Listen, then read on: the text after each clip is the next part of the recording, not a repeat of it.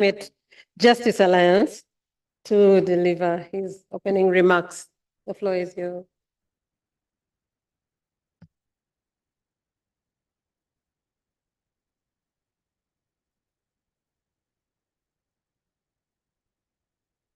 So thank you. Thank you, moderator. The Speaker of East Africa Legislative Assembly, Right Honorable Joseph Takiri. Hey, this name is very difficult for me.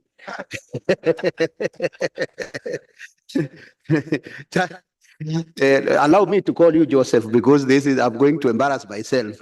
The chairperson of Subcommittee of Environment and Climate Change, Jacqueline, my sister, and chairperson of Committee of Agriculture, Natural Resources and Environment, Honorable Francois Uminkiza, Deputy Secretary General of EAC, the Lord Mayor of Arusha, honorable members, distinguished ladies and gentlemen. I know I'll start by just mentioning one thing. You are wondering why I'm carrying a computer instead of a piece of paper, because for this time when we are talking about climate change, we try to be as much paperless as possible, because that's the direction to go. Because the small thing you do on your own is very, very important. And just imagine all these papers combined together. How many trees? You remember, trees come from papers. So we start from very far. So that's why I know it is not easy, because we want to change the cultures of the way we do things. So honorable members, it gives me pleasure as the previous speakers really to address you and to contribute to your shared determination in turning policies into absolute legal instruments, both for your countries and this region of Eastern Africa. I know we all come from regions and communities ravaged by the impacts of climate change, and therefore, I can spare you details of climate change impacts to the frontline communities which you are familiar with, and your electorates, communities from whom we derive the titles of honorable members. Being in a position to develop policy, legal frameworks, but more importantly, maintaining judicious oversight on the processes for implementation of these policies remain a high calling for you. The Pan-African Climate Justice Alliance, in collaboration with the regional parliaments, like now Eala, the African Climate Legislative Initiative, and the Pan-African Parliament, organized the third Pan-African Parliamentarian Dialogue on Climate Policy and Equity in Midland, South Africa last year. And when we just met with the speaker, I mentioned that the desire of this meeting, which was in South Africa, was really to bring together all the regional parliaments, but also Pan-African Parliament for this conversation, because sometimes the regional parliaments are left behind. So that was a desire. But I don't know, in one or the other, the letter which was to come disappeared somewhere, so it didn't receive it. But we believe that moving forward, we will try to see how we can continue this conversation.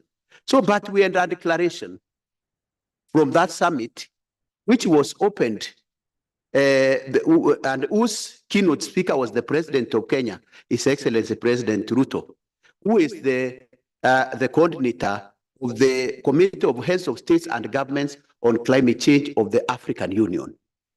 So it had some declarations which we needed to take forward at the national and regional level.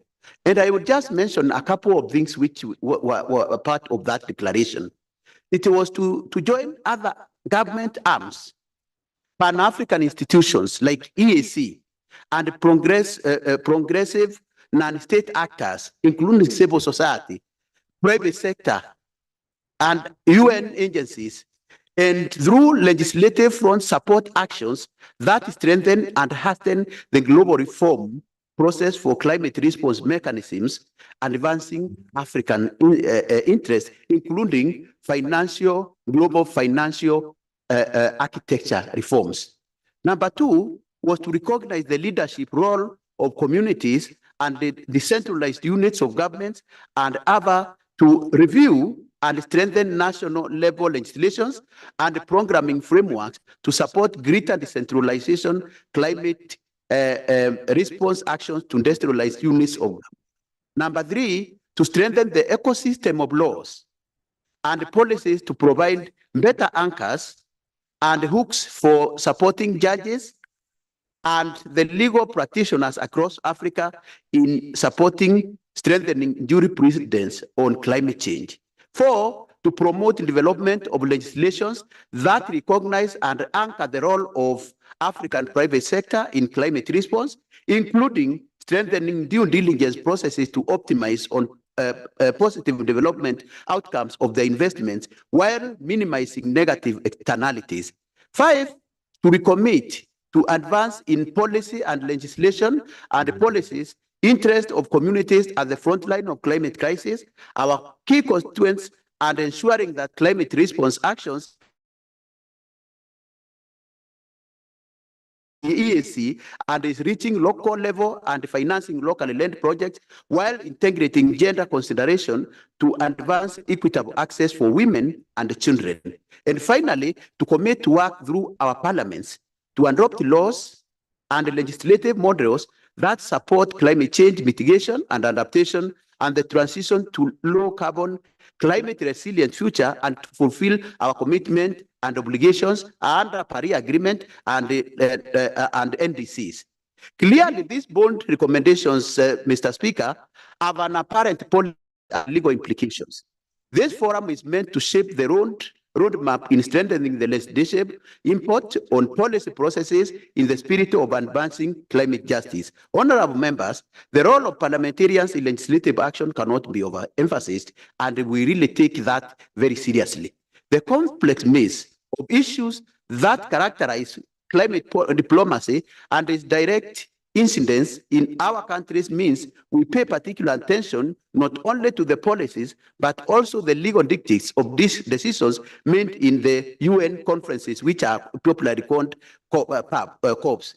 The ever-growing push for adaptation agenda is very important also, but a much more responsive national legal framework could potentially plug in gaps and secure potential presented by climate response measures in evolving multipolar world dominated by other crises. You know, we are now, what is dominating the world now is COVID-19 and its recovery everywhere.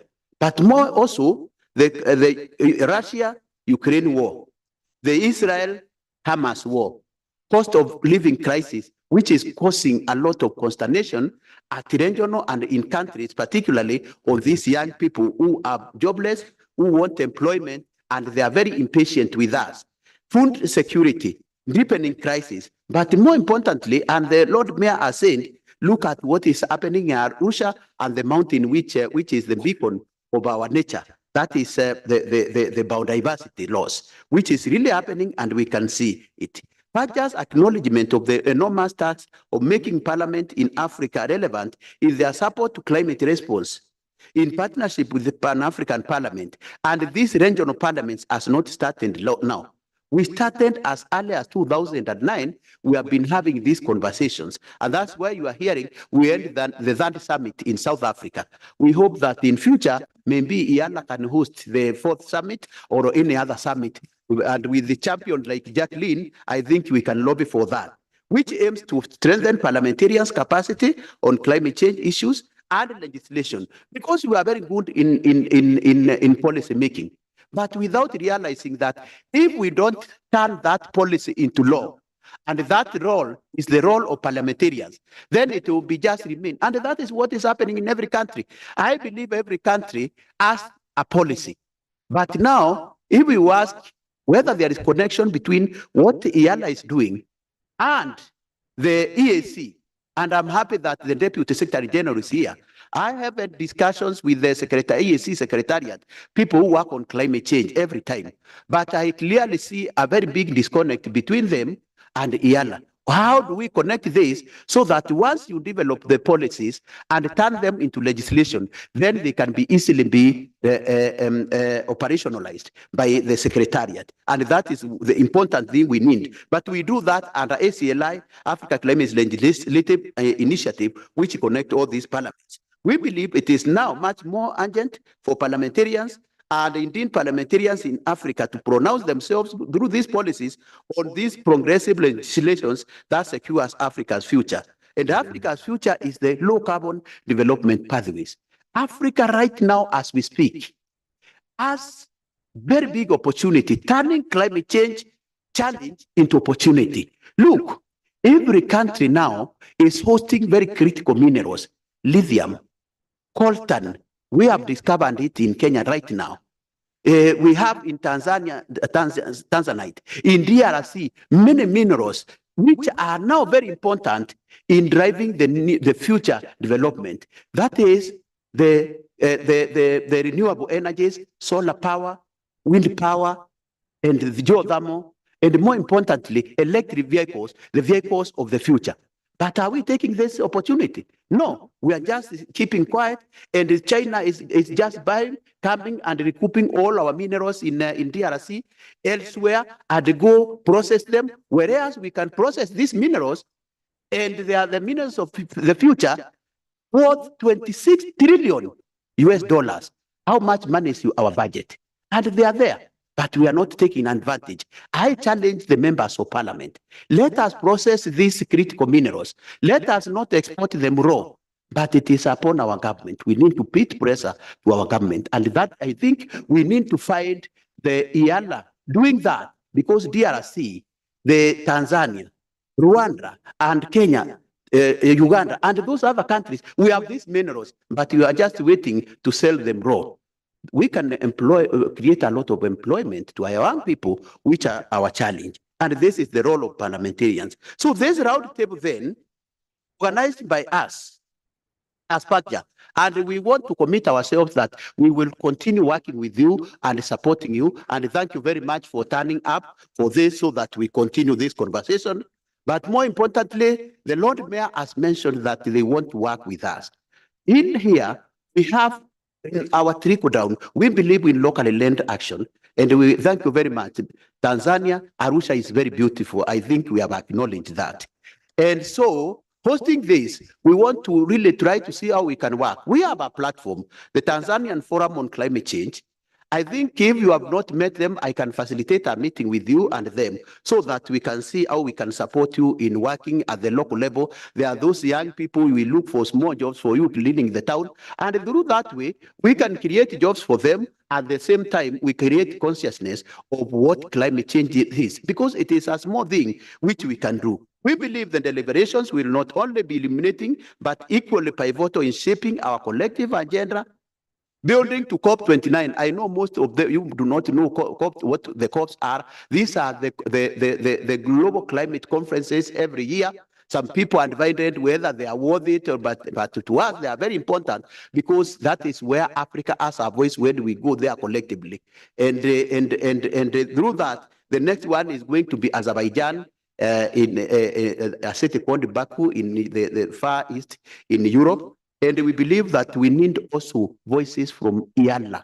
Let us be part of the global community. Let us not lock ourselves just here. I like this lady because whether with anyone's support or not, she will find a way of being there. Let us be on the table, because that is where these things are done. And if you are not there, it is normally said, if you are not in the table, you are part of the You are part of the menu. Let us not be part of the menu. Thank you very much, ladies and gentlemen.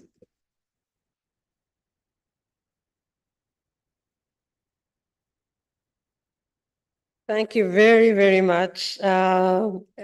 Mwenda, for your profound insights on the challenges and opportunities of climate change and governance in general, and the role of parliamentarians in particular in turning policies into law. We look forward to hearing from you, more from you in the later session, if we manage our time well. on the principles of climate justice and geopolitics of climate change. And I know you've touched a bit in your opening remarks, but we'll hear more from you. Thank you so much. And also again for supporting this workshop, this roundtable. And now let me invite the Honorable Deputy Secretary General, Honorable Andrea Arik, to deliver his remarks on behalf of the SG. Thank you. Thank you, moderator, Right Honorable Speaker, Executive Director, Lord Mayor of Arusha, honorable members, good morning to you all. If you look at your program, this meeting was supposed to be attended by Excellency, the Secretary General of East Africa Community. However, I would like to inform you, one, that this week has been a very, very busy week for EAC Secretariat. Even the fact that we have Eala in session with different committees that need our attention, and at the same time, the Council of Ministers of East Africa. So we had a tough time to manage. Right Honorable Speaker, the council ended last night at 2 in the morning. 2 in the morning is when the council ended, and we went home. I'm sure Secretary General might have prepared very good notes for you. However, I will still deliver a message. Right Honorable Speaker and the members, I just want to start by saying that climate change is scientific. It is scientific, and if we take it the way it is and talk to our people in a scientific manner, will never help them. I am a Christian, and I would like to inform you, members and Right Honorable Speaker, what the missionaries did to my community where I come from as a Christian. They came, they understood that the best way everybody will get the message is translating that one from English to our local language. If we continue to give the message of climate change the way it is, our people will never get it. Our people will never get it until we take it to the language they understand. Not very scientific. It is my belief, and all of us are aware, that climate change is a security threat. And if there is anything a country declared as a national security threat, then climate change must be one of them. Because it's not war, which is a national security threat. This one is equal to war.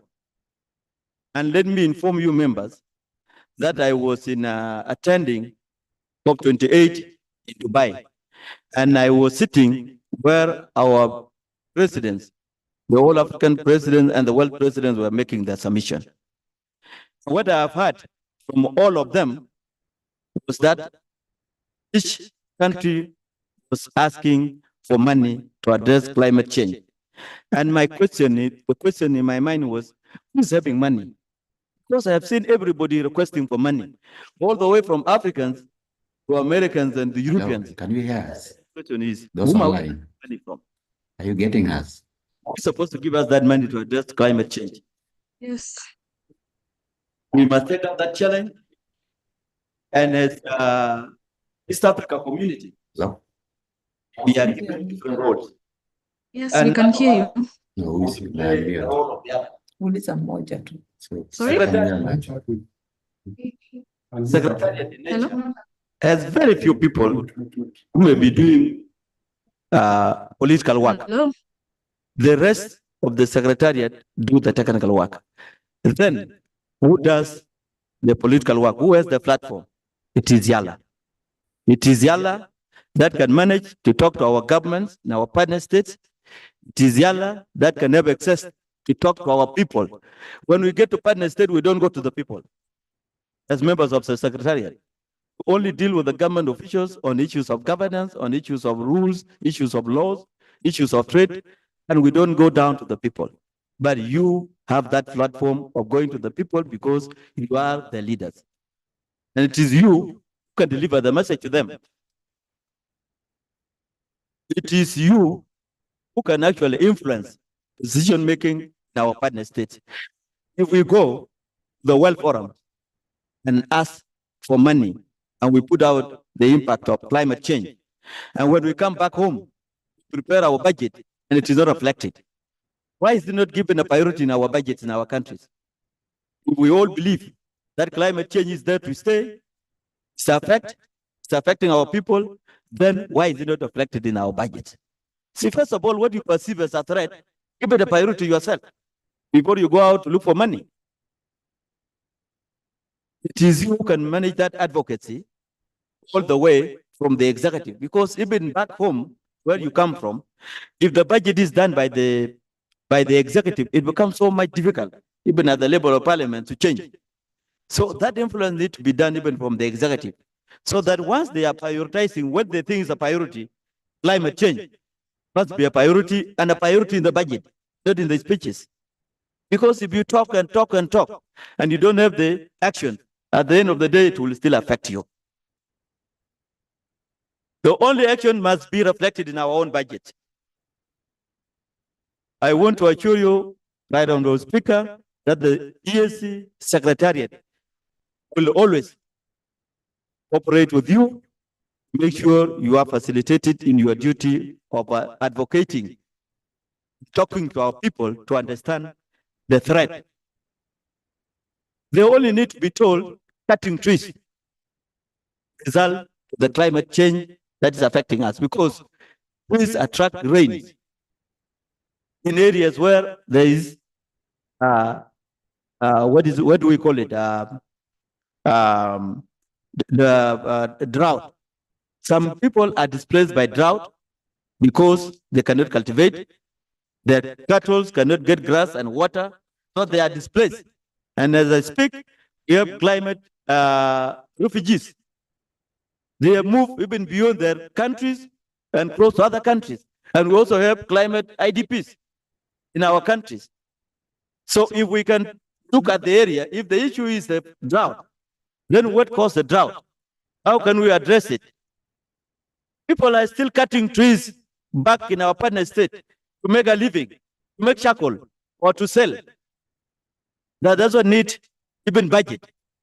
It needs laws, it needs enforcement. It doesn't even need budget. There are other things that we can do that do not require budget. If it is flat, then what can we do to even benefit from the water? If I can remember from President Ruto, he said, what do we need? Do we need rain or do we need water for agriculture? And he concluded by saying we need water, regardless of where the water comes from.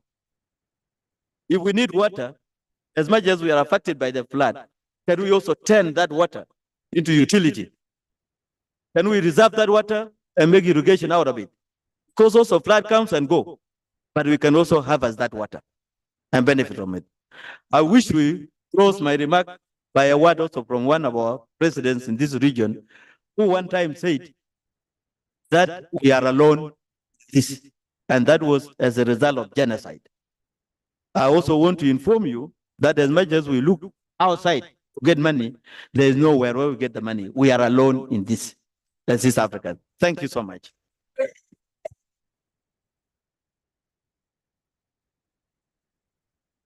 Thank you very much, Honorable Andrea Rick, for your insights. I particularly like what you said about, and we've heard the message about translating the messages of climate change into a language that everyone can understand, and our role as parliamentarians, and that is why we're here. Thank you very much. Honorable members, distinguished guests, please join me in welcoming the Right Honorable Speaker to deliver his opening remarks. Mr. Speaker, sir, your perspective and leadership are integral to this conversation. The floor is yours.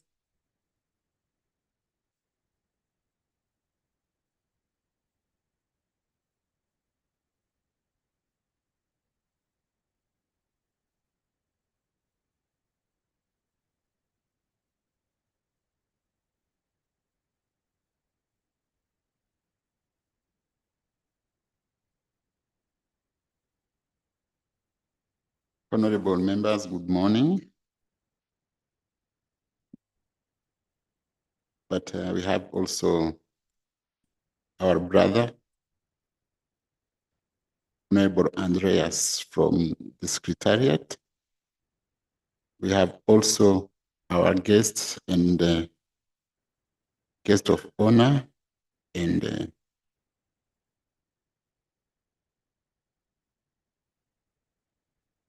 others leaders from EAC partner states.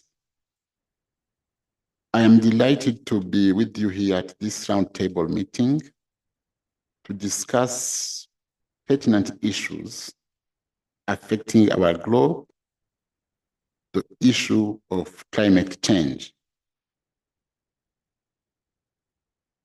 Our theme today is quite timely, considering the negative effects that were experienced in our region following the recent rains that began in April and ran up to the end of May this year.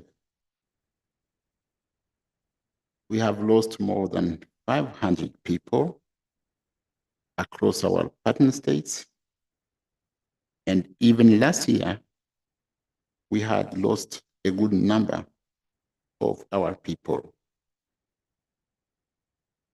We have also witnessed damage to our infrastructure. Bridges, roads were cut off. We lost livestock, and the situation increased healthcare needs due to problems that were caused by floods. Climate change poses one of the greatest threats to our region.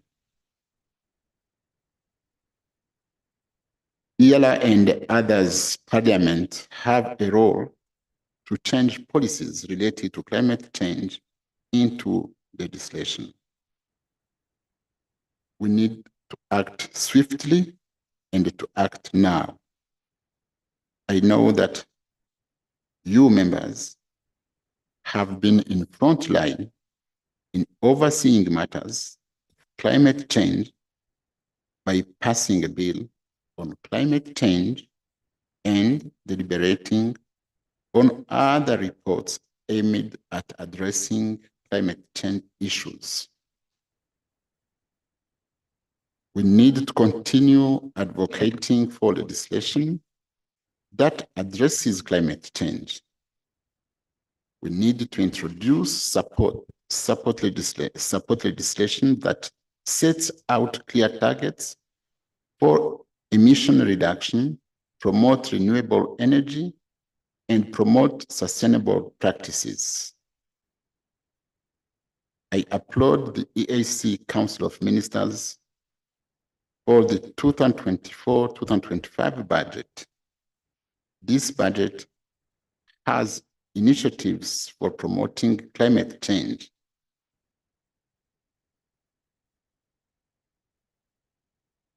As Eala, we will continue to monitor and oversight the implementation of the 2024-2025 budget to ensure it finds solutions to climate change.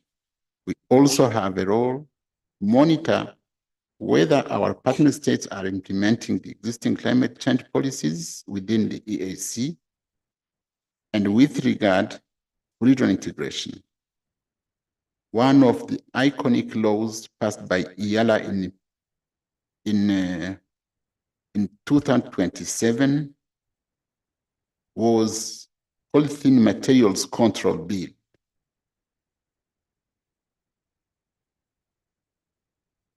We should continue to monitor the implementation of this law and ensure that partner states comply with its tenets as we continue to share best practices through cross-border collaborations. We also have to remember that this House passed a bill on plastic, which were killing our lives. Before I conclude, You know me. I don't like speeches that I have to read, because when you have not written yourself your speech, it is as getting prize onto these papers and everything. But for me, as your colleague, when we talk about climate change, it is as if we're talking about death and life. Because everyone, no one wants to die. No one. And when it comes time to die, when you are about to die, everyone tries to fight to survive. But when you talk about climate change here, it is as if it was a game. We have conferences, we have meetings, we make noise. Do we really get focused and take decisions that we implement on climate change?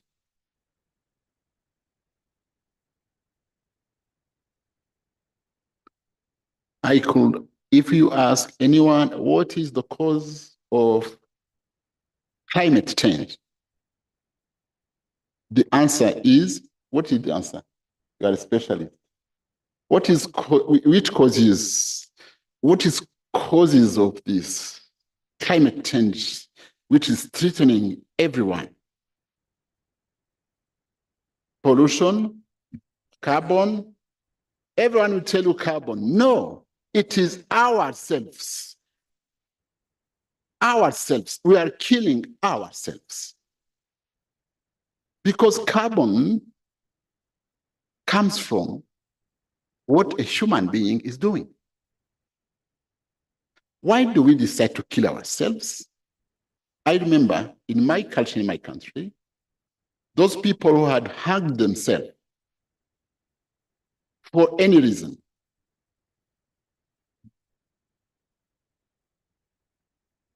dead bodies, before they were buried, they had to be beaten. Yes. Because by killing yourself, you are making a big mistake. Because you did that, you had to get punished before you are buried. So, honorable members, let's take this issue as an important one that needs us to make decisions and implement them. Because climate change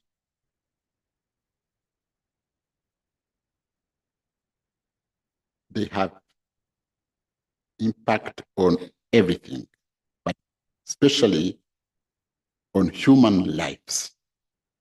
Climate change kills us. No food, no water. Sankok and James, Honorable James, is he around? Do you know that with climate change, there is no forest, no animals, no meat?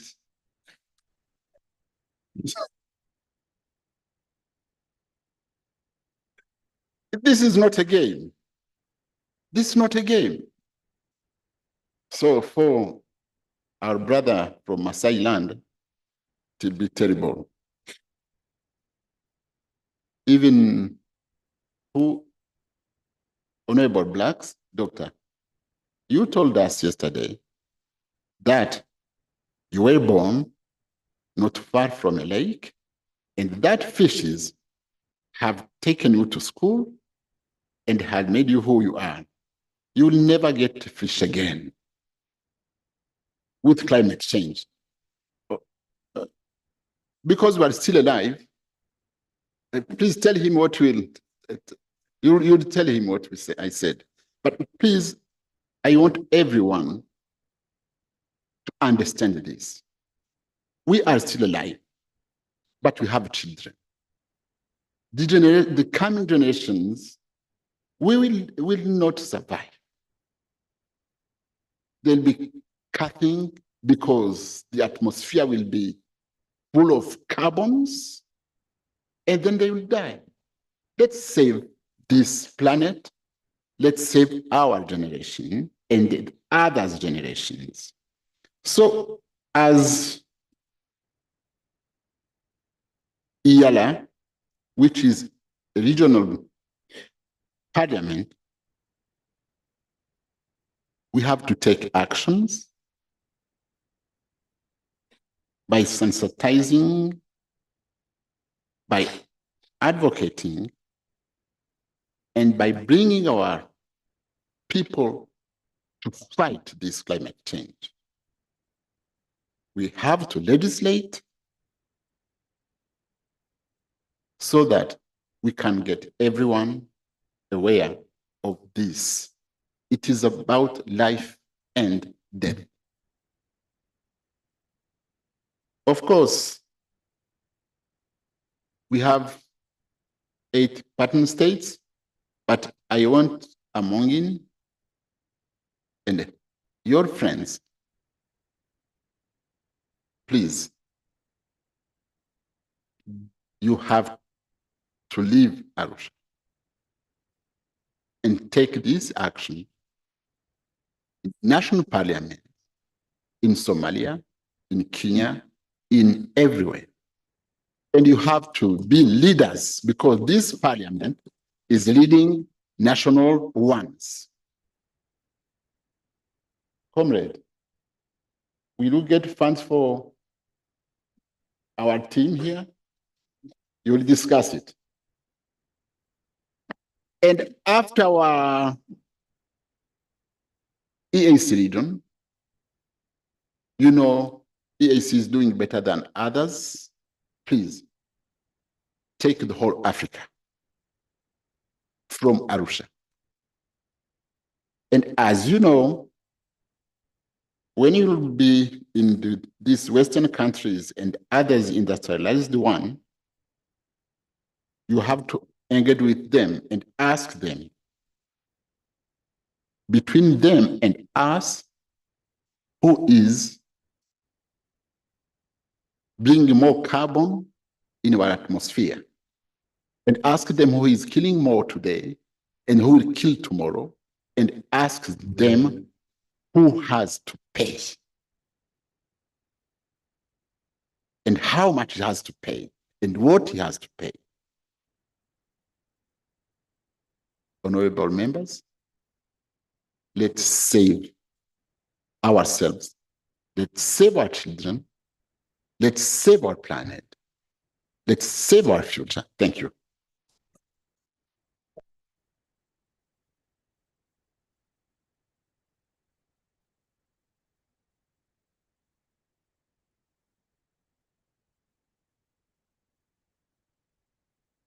Thank you, Right Honorable Speaker, for your insights and guidance. As we draw to the close of this opening ceremony, let us reflect on the rich insights from this session that have set the stage for our dialogue. I extend my heartfelt congratulations to all our esteemed speakers for their invaluable contributions and their demonstration of commitment to tackling climate change challenges through dialogue and collaboration.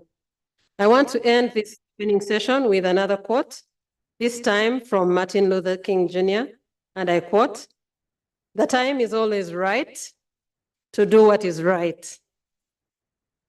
May this inspire us to engage actively in the rest of the sessions. After the tea break, we will have a series of engaging sessions and interactive discussions aimed at deepening our understanding and catalyzing action on climate governance. I invite you all to participate actively, share your insights, and forge meaningful partnerships towards a sustainable and resilient future. And shortly, we'll be going outside for a group photo, and then we'll plant a tree. So we'll try and summarize everything because we don't have a lot of time. and have our tea as we are here, as we are coming back into the session. I thank you again. Let us move forward with optimism, determination, and a shared vision for a greener, more sustainable tomorrow. Thank you.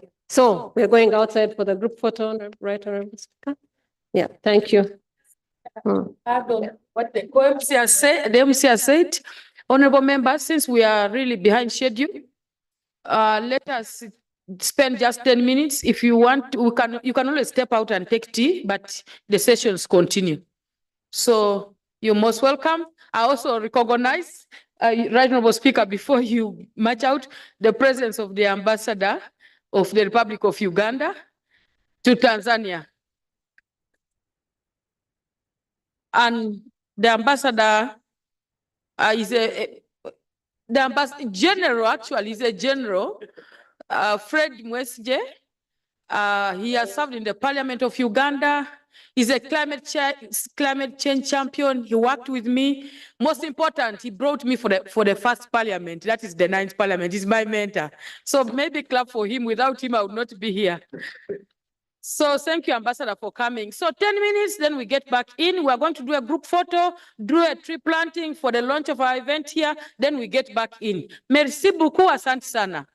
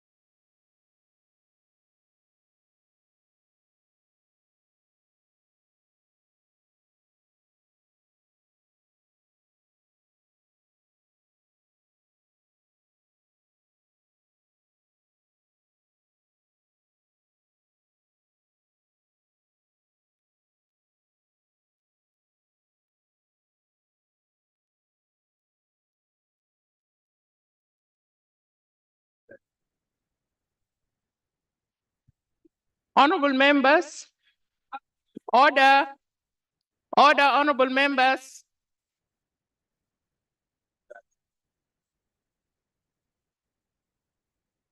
Honorable members, we are going to start. Your Excellency, Ambassador General Fred, honorable members of this August House, I welcome you once again to this very important session. And we are going to start with the Honorable Chair of this forum, Honorable Jackie, will give us some synopsises of the climate change in the ESC. Honorable Jackie, you are most welcome.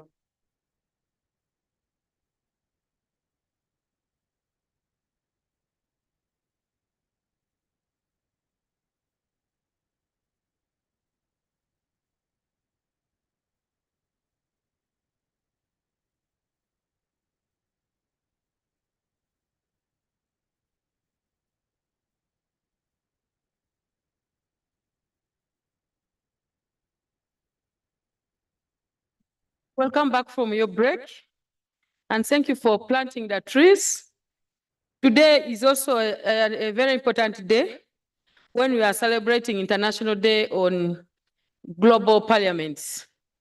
So just know that we've marked our day in a special way by planting at least 1 tree, or 2 or 3. And when the IPU was doing the research, on what affects people most globally using parliamentarians, 191 parliaments across the globe. What came top in terms of the response of parliamentarians was climate change. Almost 58% of parliamentarians from the different parts of the world responded to climate change. So it's not, we are doing the great thing right now as we celebrate this day to also discuss and build capacity amongst ourselves in regards to climate change. So I'm gonna do a simple presentation regards to the research I did like 2 months ago.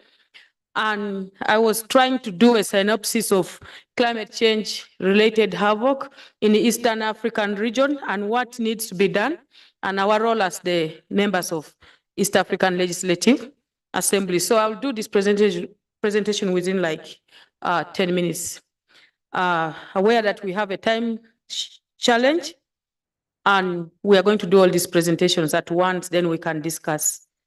So I'll be taking you through this presentation. You can also follow me. I will make a summary of the introduction, the background, the climate change in the East African community, impacts of climate change in the EAC, climate change adaptation measures in the EAC, the role of parliaments in climate change adaptation, and then a few country case studies, challenges faced in addressing climate change, recommendations, and most importantly, the roadmap for us as members of the Regional Assembly. So in terms of the introduction, you know that the East African Forum on Water and Climate Change has a core objective of enactment of inclusive, resilient, and gender-sensitive climate change laws. Also, the forum recognizes the impact of climate change on health, ecosystems, freshwater resources, compromising its core objective. As such, this study examines climate change impacts in the region and the role of parliaments in the mitigation and adaptation of climate change. Climate change exacerbates challenges in the EAC such as water scarcity and socioeconomic vulnerabilities necessitating parliamentary action. Fossil fuel burning has released almost 500 billion metric tons of carbon dioxide, disrupting the Earth's balance. That is according to the IPCC report. Global temperature rise by 1.1 degrees. IPCC predicts reaching 1.5 degrees soon if we do not take action as a people. Local climate effects like algal blooms and heat waves worsen, exacerbating existing climate challenges.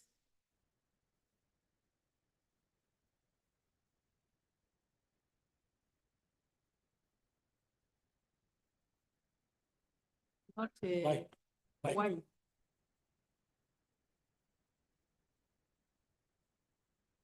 Okay. Madam Chair, sorry to interrupt your presentation. Because we are here to learn, most of us, it's like the first or the second time to hear those terms. Oh, I think you have to go through a basic introduction on what is climate change, what is the impact and the challenges and whatever, so that when we go to the role of the parliament, we will understand well and be able to contribute. Yes, that's the presentation, and I'm progressing, right? Yeah, I've already given, I'm just trying to be brief so that we are able to run fast.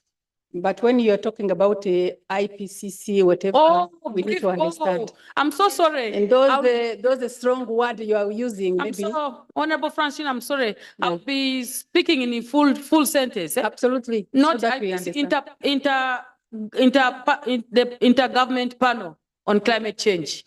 Yes, intergovernment panel on climate change. Thank you so much. Please, thank you for raising that.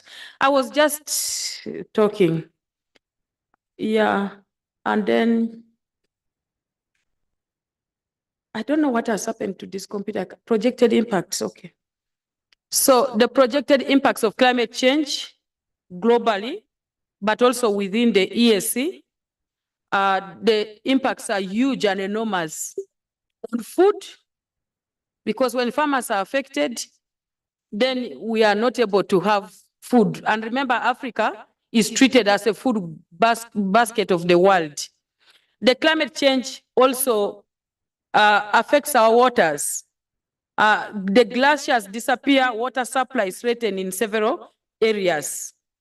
We also have ecosystem extensive damage to coral reefs. Extreme weather events, risk of abrupt and major irreversible changes. So these climate change impacts are huge. And if we do not take action, because most of these carbon emissions were caused by man-made activities. So the background, that's what I'm going to now, but I'll be speaking in full so that we are moving at the same place. But if I say the EAC, you know it's East African Community. The East Africa region faces a complex interplay of climate change, pollution, and urban development, posing challenges to scientists and policy makers. Sorry, madam. Yes. You are calling it the man-made. The man-made. Why cannot be human-made? Okay, that is grammar. Sensitive. But I pray that I'm not interrupted. That is grammar, depending on which school you went to. I definitely know you went to the great school, so human-made, right? So that gender, because Francois will also stand up. But on climate change, she may not, because I would have only blamed the men anyway. Thank you so much. So the East African region faces a complex interplay of climate change, pollution, urban development, posing challenges for scientists and policy makers. Armed conflicts and resource exploitation worsen the impact of climate change in the region alongside existing socioeconomic challenges. Rising temperatures and nutrient influx increase the likelihood of blooms in the Great Lakes in the EAC region, posing further threats. To address these impacts, adaptation and mitigation measures are crucial for safeguarding the East Africa region against the effects of climate change. Between 2020 and 2021, Rwanda and Uganda experienced devastating floods, displacing communities and causing infrastructure damage and loss of lives. And also between 2009 and 2011, and also recently, Kenya faced prolonged droughts, exacerbating food insecurity. Honorable members, order, honorable members. Someone is online. Honorable members, we are going to start. Your Excellency, Ambassador General, Fred, IT, honorable members of this House, I welcome you once again to this very important session. IT, can you remove that, the voice? With the honorable Mark. chair of this forum, Honorable Jackie, will give us some synopsis of the climate change in the ESC. Honorable Jackie, you are most welcome.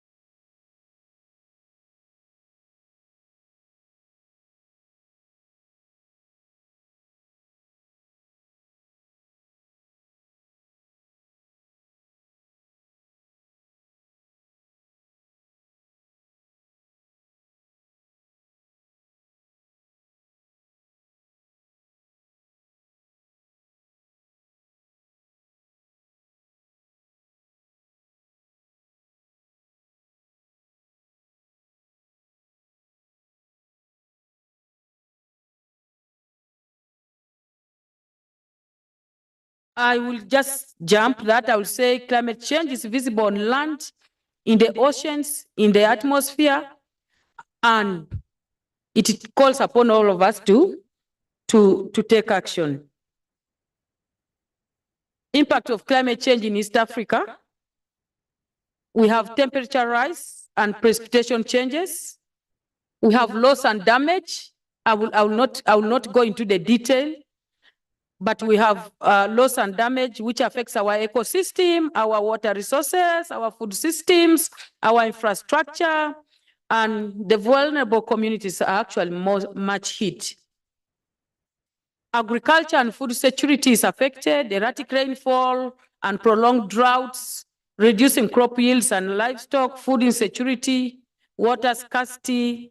For example, in Kenya, simultaneous crop yield reduction ranging from 7% to 23% under severe climate, and that cuts across all our region.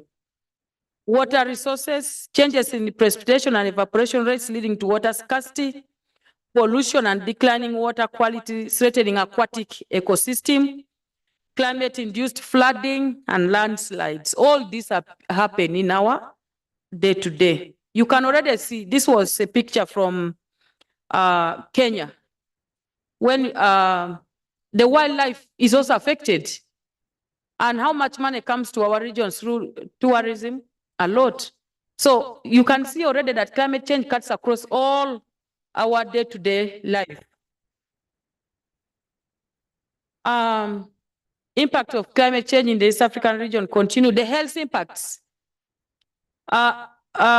Prevalence of vector-borne diseases like malaria, increasing climatic conditions like in Tanzania, Uganda, when there are floods, you know cholera is also rampant. So you cannot talk about climate change without talking about health, without talking about climate change. Heat-related illnesses increasing, especially among vulnerable populations. Uganda have been fighting with red eyes. Escalation of cholera outbreaks and infectious diseases. Burundi, Democratic Republic of Congo, Kenya, Rwanda, Tanzania, Burundi, and so many other countries. So, but I was specifically highlighting those that we represent here.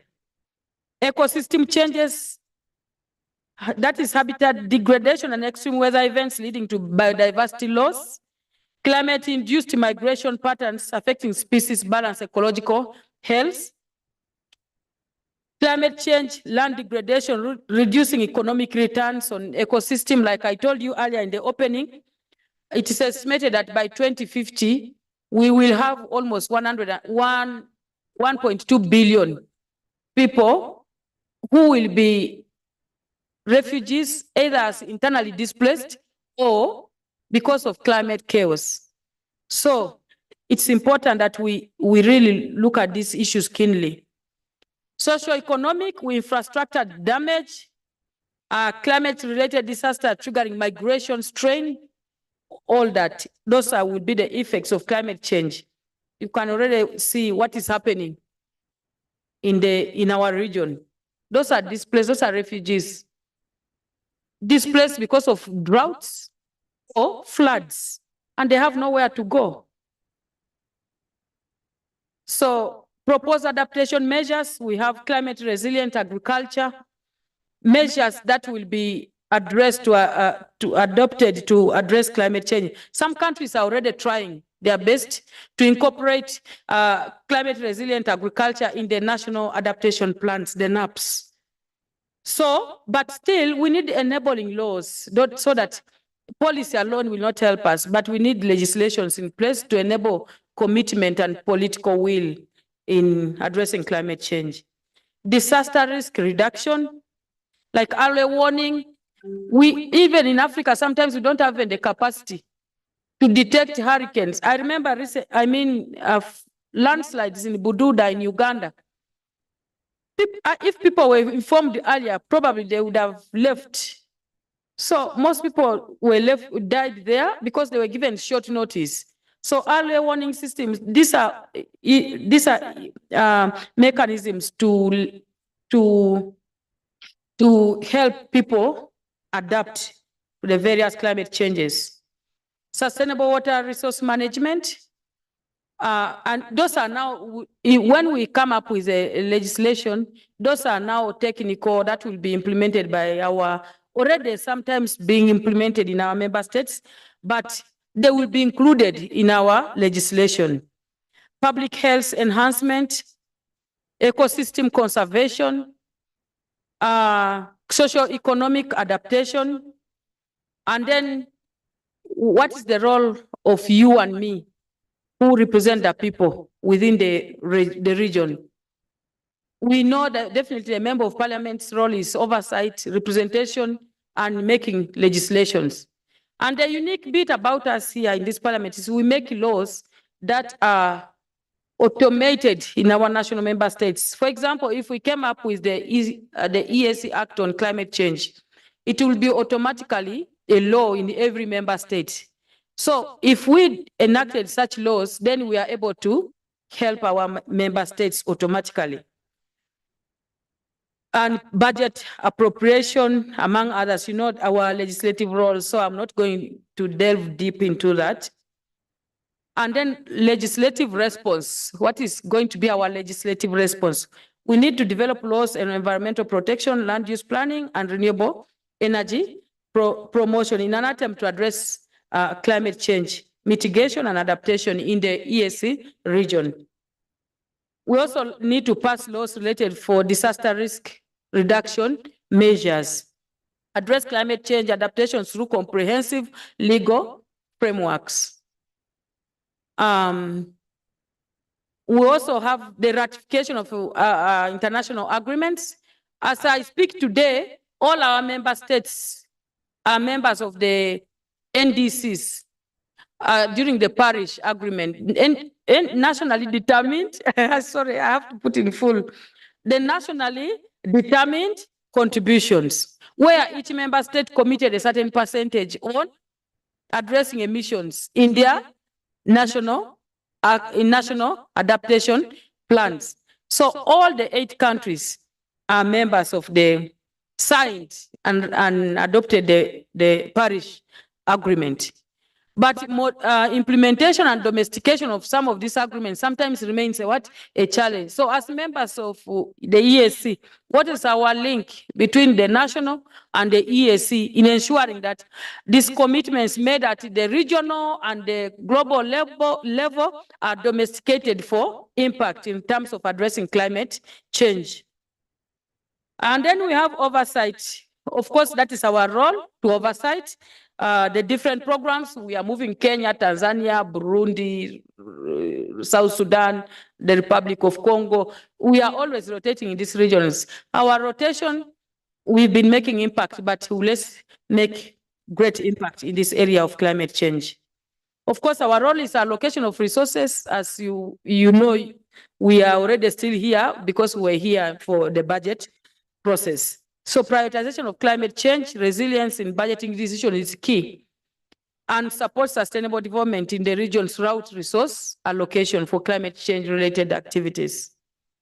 Advocacy and public engagement, that's a bigger role that we can play even when we are not in Arusha, when we are with our member states. So you will have enormous roles. However, capacity building and training. So that's why we felt it's important to have this capacity building, because this is a new parliament. We are basically here for 1 year now, but we come from different backgrounds. Some are lawyers, some are business women, some are, but to bring us all at the same pace in regards to climate change, continuous capacity building is critical. And I want to applaud different partners, including Pan-African Climate Justice Alliance, who have committed to work with us to make sure that this journey is achieved. Build institutional capacity for effective climate action and empower local communities. International cooperation, we cannot be ourselves alone within this Eala. We have to widen our scope, including participating in the different frameworks, so that we are informed and we are engaged and we know where we have reached. Engage in global forums like UNCCC. The other day I was insisting here on the COP participation, and I'm sure maybe this year it can be better as a EAC. so that we go there with impact. We also have mobilized resources In for conclusion, climate. I beg. you exhausted your 10 minutes. Okay, so I'm left with 3 minutes. Okay, so you are timing, right? Honorable Luke. Okay, so international cooperation, I'm gonna summarize. Thank you for reminding me.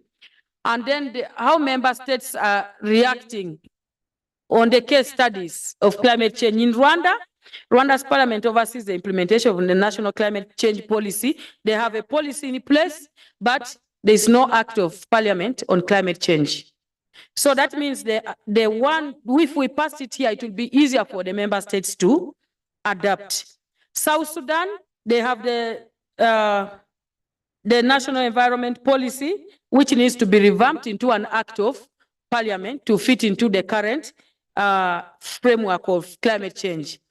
Burundi, the same, passed laws promoting climate resilience, agriculture, water management, but they need a specific climate change law. Uganda, I remember with Ambassador in 2021, we championed the climate change law in Uganda, and we were second in the whole Africa to Kenya to enact a climate change law, which was assented to by the president. And Kenya was the first in the continent to adopt a climate change law in 2015, and recently passed an amendment on climate change to address also carbon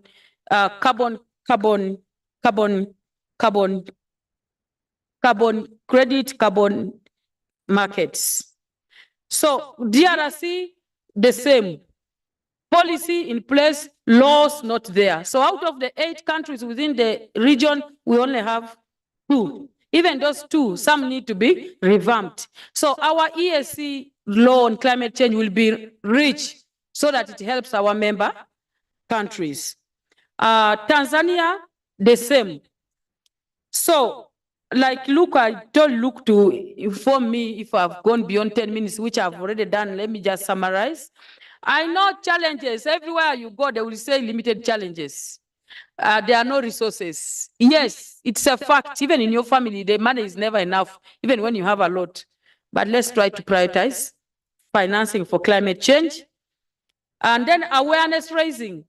If I went just to Uganda and address people on TV, everyone will be listening because I'll be talking about climate change and they know me, or they know you in South Sudan or in the DRC or Rwanda or in Burundi. So awareness raising is also a bigger a challenge. Our communities need this language simplified. And then weak institutional capacity, which we still face in Africa, water scarcity and quality, food insecurity and agricultural challenges, conflict over natural resources. Those are not new terminologies. Recommendations: enhance climate finance, increase funding and access to climate finance mechanisms, both at the regional, national, and international level, developing innovative financing mechanism for adaptation and mitigation projects. Because Africa, we still receive the least amount of money from the global financing arrangements, and yet we face the highest brunt in terms of climate change. We also need to strengthen advocacy and awareness, improve institutional capacity and oversight of the parliamentarians and other stakeholders, promote water management, support climate smart agriculture through the different legislation, facilitate conflict resolution within our region. Recommendations continue: strengthen partnership on climate adaptation and mitigation initiatives, share best practices and scientific research to enhance resilience and sustainability in the region. I just did a tracking of progress within the Eala and ESC on the ESC Climate Change Act. I'm just envisioning that time in 2025, that's my vision, our vision, that we shall have, the heads of states shall have assented to the Climate Change Act. So I just came up with a simple roadmap that maybe this by the end of 2024, we shall have tabled a legislation codenamed the ESC Climate Change Bill to this House for your consideration. And then continuously, we'll do consultations in the different countries in terms of having this bill operationalized and getting the views of the different countries. I know in the previous parliament, there was a proposal to be able to table this bill, although that was in 2019, although this was, the ministers say they will table. Now, as a team, we want to work with the ministers to ensure that this bill comes to be history, it passes. So we think that by 2024, we will have this bill fast-tracked in the different countries, working with the relevant Committee of Agriculture, Honorable Francois, who is also our chairperson here. And then by 2025, we anticipate that the summit, the Council of Ministers would have adopted this, taken this bill as part of the agenda, ready for translation to the heads of states for assent. So the celebrations will be in 2025 or below, but that is the roadmap that I'm thinking. So, honorable members, it was just a brief synopsis of the ESC and the climate change frameworks within the East African region and what we think we can do as legislators to promote this agenda. Thank you for your kind listening.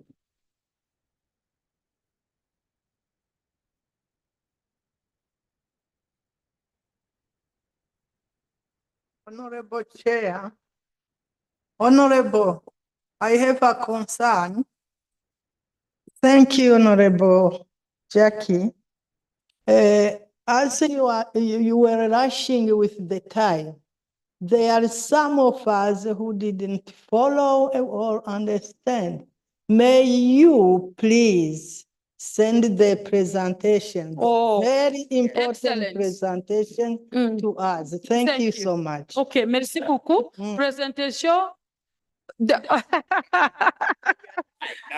We will try to send the presentations to all these presentations will be relayed on our page. Thank you, Honorable Mama Mo. You too. Yes. Thank you very much, Honorable Jacqueline. And I'm so proud of you, by the way, Honorable Jackie.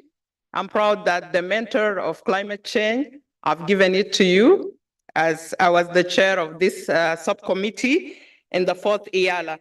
So let me just wrap for the sake of those who didn't follow up very well.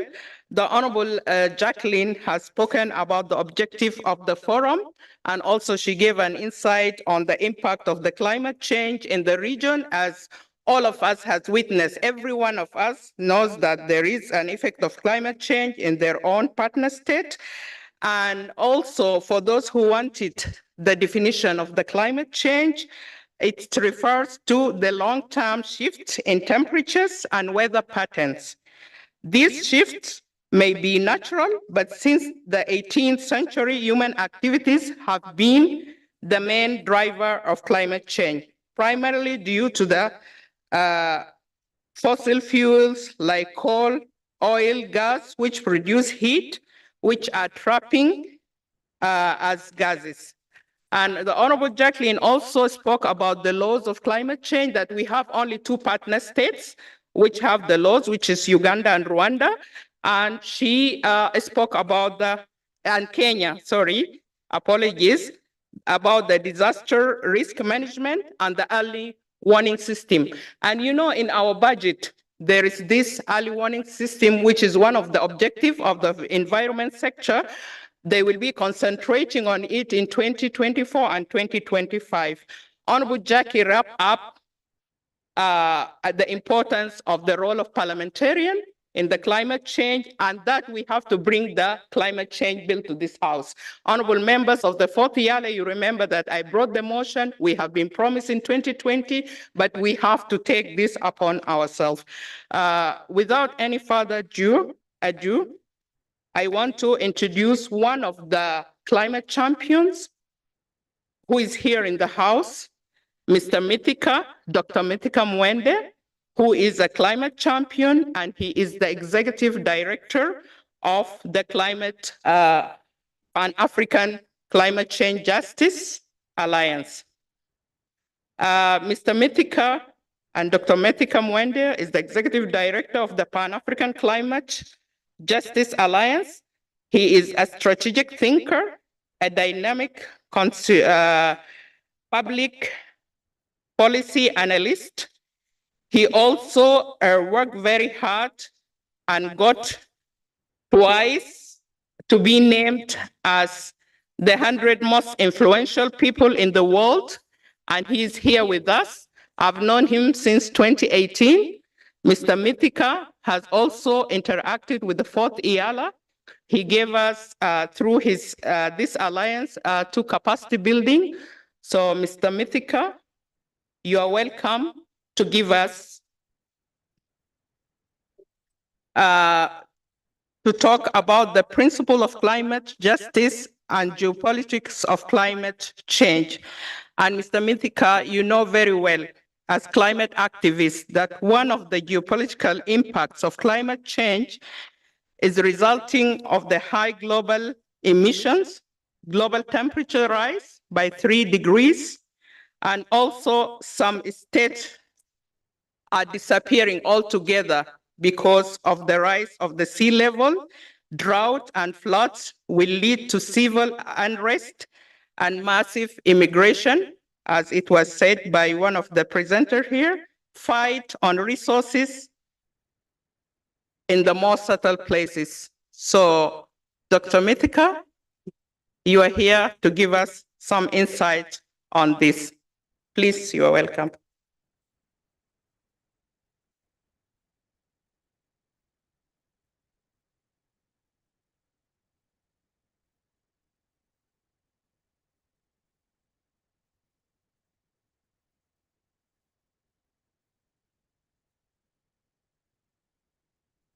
I use that.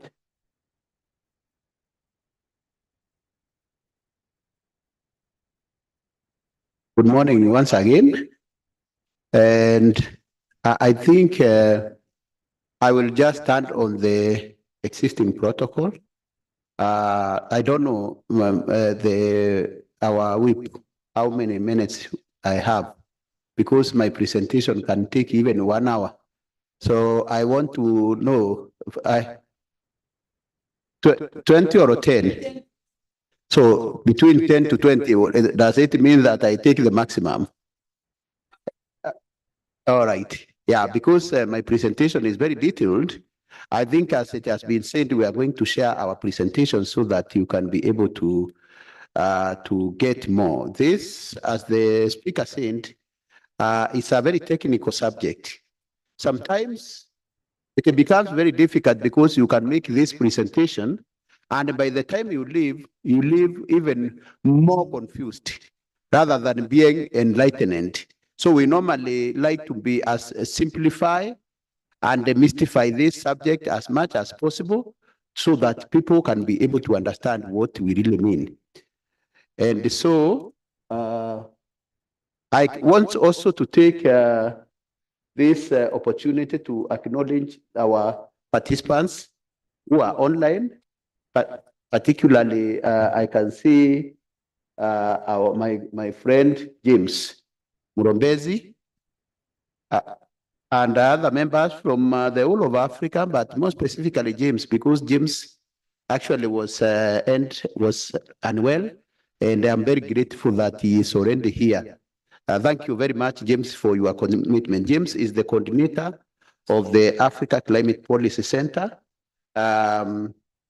which is hosted at the UN Economic Commission for Africa, and we work with them very closely in terms of this very important subject. So I will start my presentation. It's about the introduction to climate justice, climate change principle, the principles of climate justice, and the geopolitics of climate change. So just quickly, you have heard about Pan-African Climate Justice Alliance. So we are actually a coalition. We are a consortium of organizations which advances the principles of climate change. And we represent many organizations across Africa. We have indigenous people. We work with the faith organizations. We work with trust. We work with the non-governmental organizations from various several backgrounds. But more importantly, we also work to ensure that we drive the right policies and legal frameworks. We were driving policies, but we realized that just campaigning about policies is not sufficient. And that's why our connection with parliamentarians is very important, because we know you are the people who turn these policies into legal frameworks and then actions at very local level. So we work on people-centered, right-based, just and inclusive approaches to addressing climate change and other environmental issues. We advocate policies, but not only policies only, it's even resources.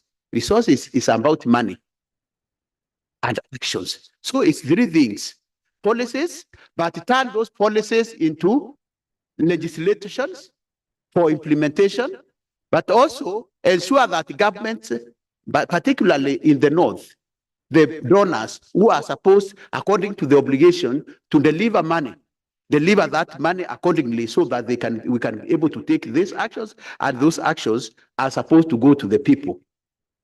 So out of that, then I want to take you through, and I think this the chair of the Agricultural Environment Committee mentioned some things about climate change. I think I will just go through this. These are very fundamental concepts which you have to understand what climate change is. Because some people think that climate change is an environmental issue. No, it is not. It has impacts on your lives. It has impact on the economy of countries. It has impact on agriculture. It has impact on trade.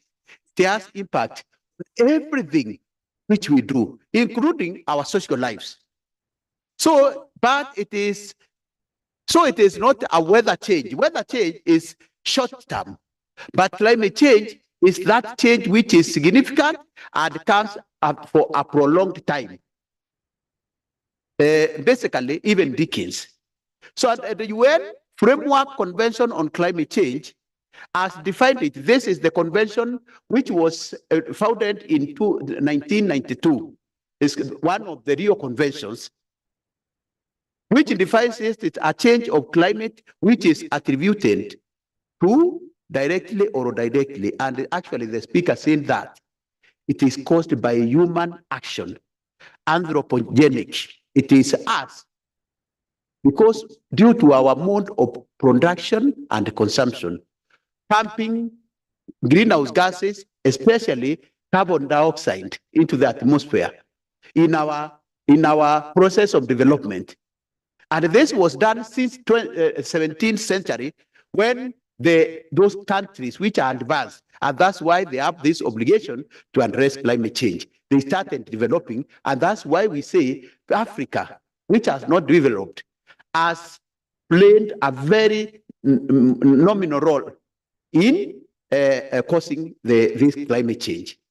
And so this is how it works. You have some energy reflected back into the space. Solar energy from the sun passes through the atmosphere. The greenhouse gases, which are carbon dioxide, methane, and those others, they are trapped. Some of them eat, warming the earth.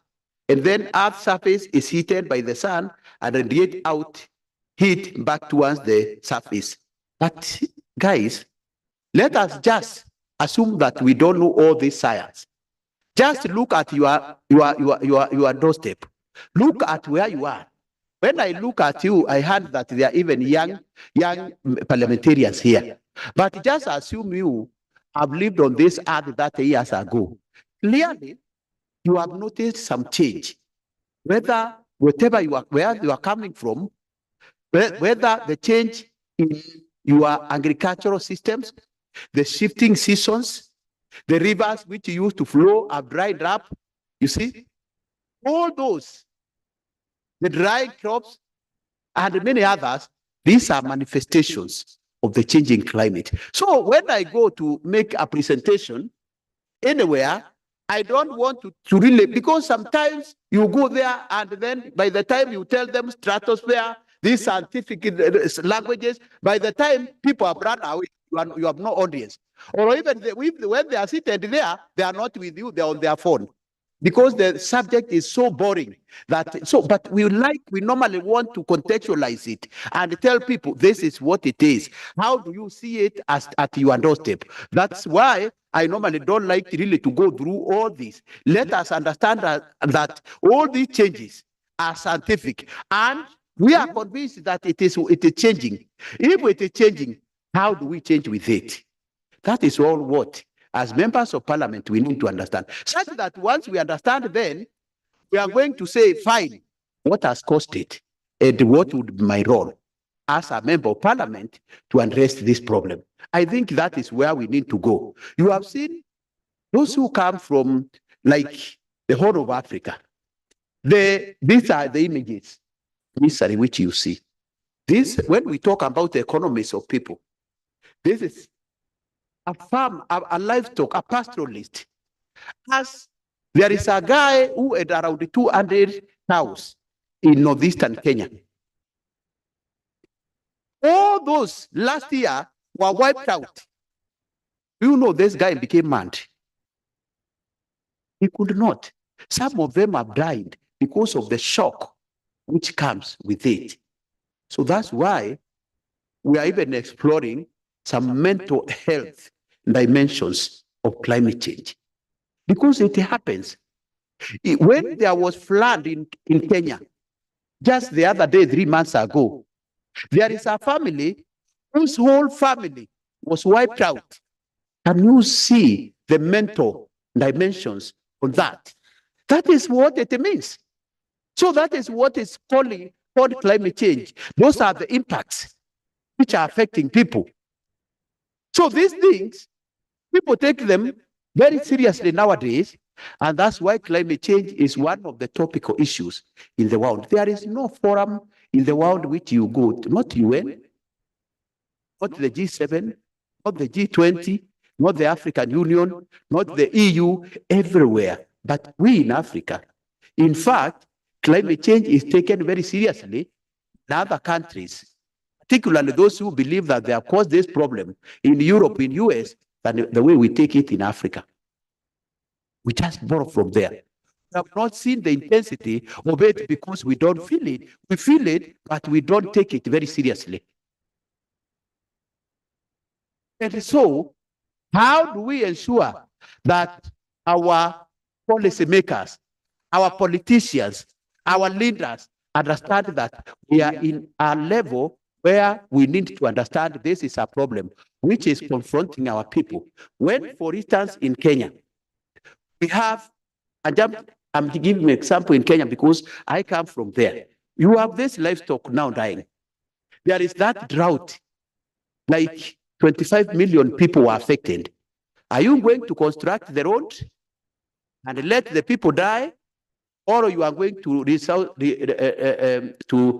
direct your resources, divert the resources which were to construct a road to address that emergency? What does that mean? In essence, it means that you are going to postpone development, which was to happen to address that crisis. And that is what has been happening. Every time we have emergencies, we call for international, community to help. That money could have, if there was we didn't have this problem, then that money could have constructed the road. This is cyclic. This is what happens every day. That's why we are saying this is an economic issue, it's a developmental issue.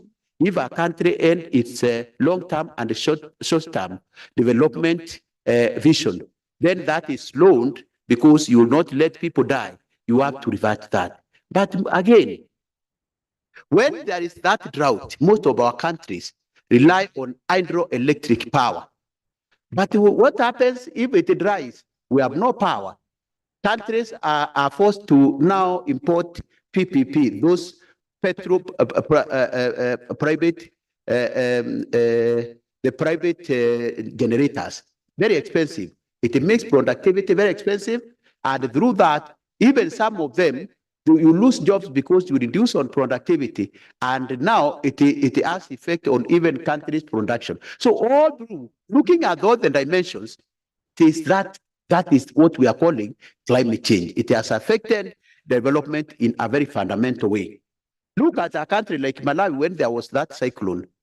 We were told they lost almost a third of their GDP to that flood. Just I've mentioned that Kenya has lost just the floods. We lost around 300 people. What is the impact of that? Just deaths.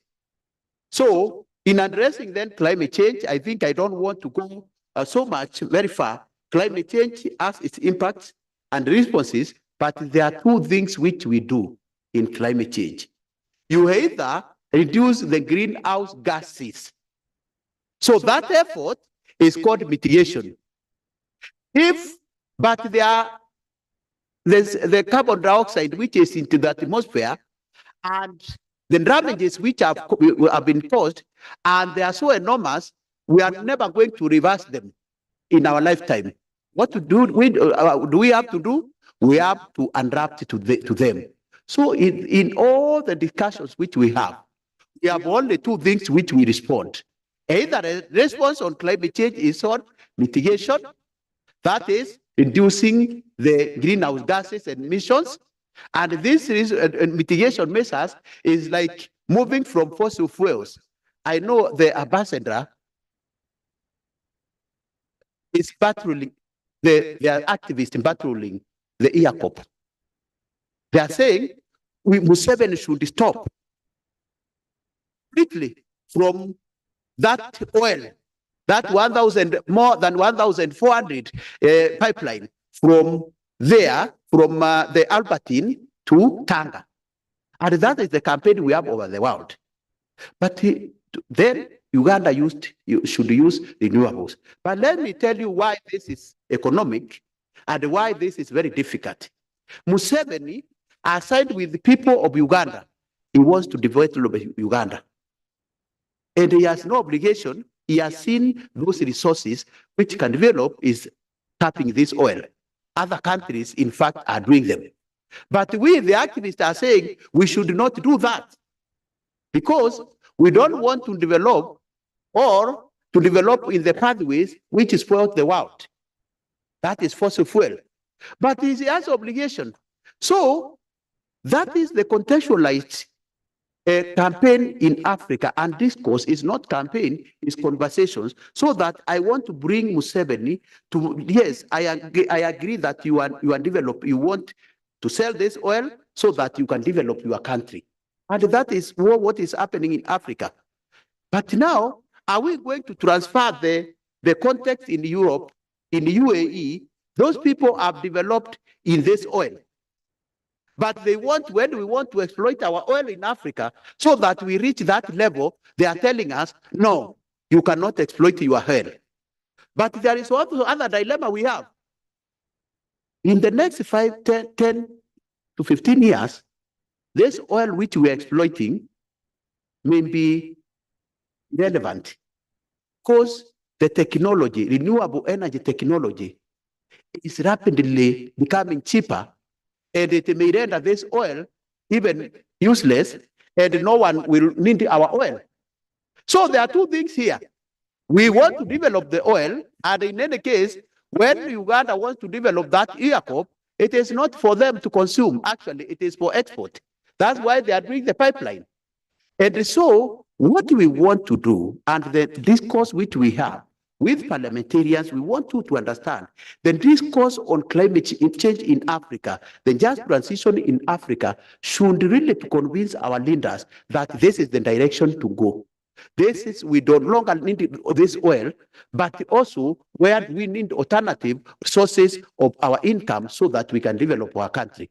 And hence, the potentially stranded assets discourse in Africa. We want to tell, for instance, Museveni, that we believe that you are doing the right thing, But do you remember a mineral called asbestos? Asbestos in those years was a very pricey mineral.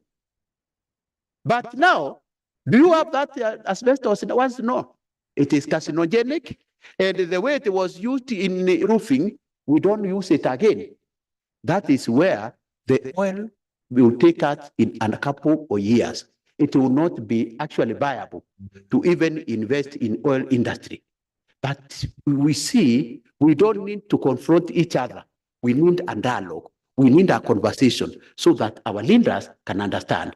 And then, if you guys in the north want me to keep our oil on the ground and the coal on the hole, you need, according to the international law, to compensate. You want me not to use this oil? Can you give me alternative sources, income as Museveni, so that I can be able to use that money, you see, to develop and implement my vision to Ugandan people within the period I was elected? That is the discourse which we have. And so, but we don't have that. But there is also a discourse on adaptation. These guys because they are developing a lot of technology on renewable energy, electric vehicles, and so they are more interested in mitigation than adaptation. But adaptation is priority for Africa because adaptation is very important to lift our people living with disabilities, the smallholder farmers. We don't have this crude technology. So those are the debates which we have. I wish we had more time. So the adaptation and mitigation are two duties, as I've mentioned. So the duty to cut back on the activities that cause climate change, adaptation is the duty to allocate resources to protect people from effects of climate change. I don't know. I know by now I have 10 minutes. I have already exhausted my 10 minutes. I have a very detailed presentation. I will leave some of this I will share with you, but I will go to very important things. In the we have several dimensions. When we are working, we are talking this in this discourse. We talk about climate justice. Climate justice is reversing the impacts of climate change to benefit the people who have not caused it. That the North, which have committed under the law and Paris Agreement, have refused to honor their commitment. You have earned, all of you, about $100 billion US. When you go to the book of OECD, you find that they say they have given us money. But I come to Uganda, I come here to Tanzania, they will not see that money. And when we go to the COP, we are disadvantaged as Africa. We are small countries because those countries have got very extensive and very experienced negotiators, so they don't listen to us. But now, the dimensions of climate justice are three. Distributive justice. As I've said, there are those who should bear the duty of addressing climate change, but there is also the ones who should benefit from it because they cause the problem of climate change. We have to distribute the burden of climate change, climate action equally, equitably, and that's where we are in these negotiations in Azerbaijan. The other one we were in Africa was in Sharm el-Sheikh, Egypt. Those are the things which we talk about. But also there is what we call retributive justice. That those who have caused climate change should not say that we are the ones, the poor ones, who should fix it. They have that obligation. That is also captured in the Climate Change Convention. We are not reinventing. We sat in 1992. Our parents sat there, and at the end, it's now fixed. Some of them are living. They are even in negotiations. They are reminding them. But more importantly, there is procedural justice. And that is where we come in here today. The parliamentarians. You know, you cannot participate in the implementation of something which you do not understand. And that is why we have made awareness for you very important. At the end of the day, each of you will go back to your constituencies. And once you go to your constituencies, you will have to tell people there is this, why you are seeing the seasons are shifting, why you are seeing rivers are drying up, why you are seeing our crops are not maturing well, why you are seeing we have no water in our dams. This is climate change. Need policies. Who represent the people in one or the other? So you need to go with that voice.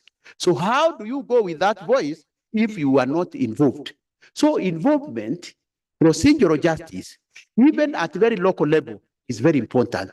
That is the disconnect which we have been having for the 30 years. There has been negotiations on climate change. It is an elite process. We need to ensure that farmers who are being affected are on the table when we are discussing it at national level and international level.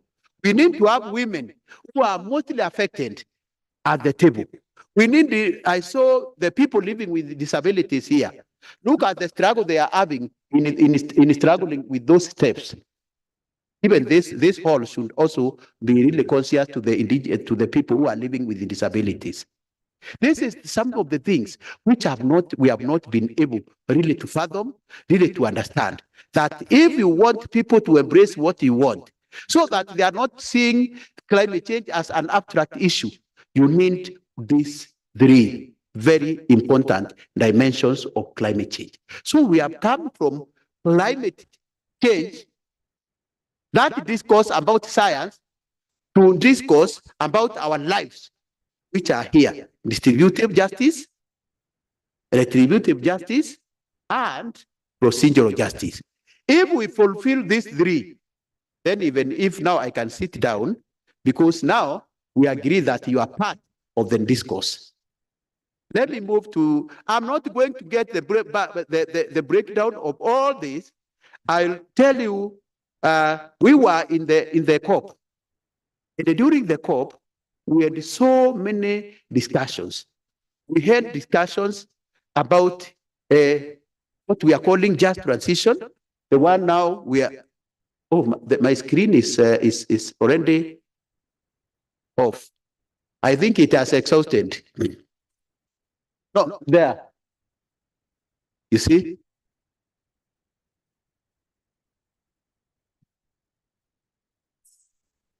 I'm pressing it.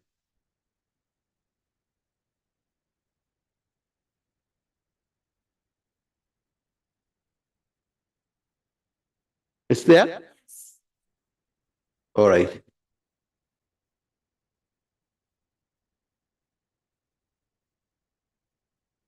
All right. So, so you see, we talked about adaptation. Adaptation, there were some very good proposals which were highlighted there. We talked about issues on climate change and health, that health should be a very important issue in the climate discourse process. We talked about climate finance, which is very, very emotive and which everyone wants to hear, but the North now has really become very undermined because they have said they have no money to compensate. In fact, we are calling reparation. They have no money to give us for adaptation. They have, in fact, said we look for other alternative sources of money for like private sector. But you know, private sector is about investment, it's about profit. But we are saying, how is private sector going to be useful? Because like adaptation, which is relevant for Africa, has no return on investment. We also, apart from that one, we have also loss and damage, a very emotive issue. Loss and damage, already there is a fund which has been established. But when you look at this fund, it is going to be, it is supposed to have billions of US dollars. But up to now, we have 700,000 US dollars. Even that, we don't know the modalities with which it is going to reach the people. So these are the challenges which we have. Apart from the loss and damage, we have the global stock take, really reflecting back since 2015, when we ended the Paris Agreement, where we reached. And clearly, we have said that really we are doing very badly. We have not, the industrialized countries have not met their obligations. There is what we call the special needs and circumstances for Africa, which is very important. But also looking at, even the convention acknowledges that but other countries have started saying they are also special. These are very fundamental issues which we have to really talk about as we discuss these issues. But also, I want to tell you now, as we move to the COP29 in Azerbaijan, we need really to look at not at this as an event. We need to look at the roadmap, the development discourse, together with other very important forums which are coming. And this has been acknowledged by our leaders. Like now, we are not thinking about even COP29. We are looking at what happened in COP28 in Dubai, the outcomes there, which are very important, but they are yet to be implemented. But also, we are looking at the COP29 in Azerbaijan, and also the Brazil COP30, because we need really to be reflecting back while moving, because this is a discourse, as I've said, is not about our what we are thinking about. This is not about the environment, but development. So looking into that, what other global processes are taking place? These are like now in this July, in actually next week, in 2 weeks' time, there will be a level political forum on SDGs. So are you aware of that? Are you engaging in that as Eala? What about the summit of the future of the UN General Assembly? Are you part of that? What about the Financing for Development Conference in Spain in 2025? The IMF World Bank meeting and the 80th World Bank. We are talking about the reform of international global financing architecture, which has disadvantaged Africa.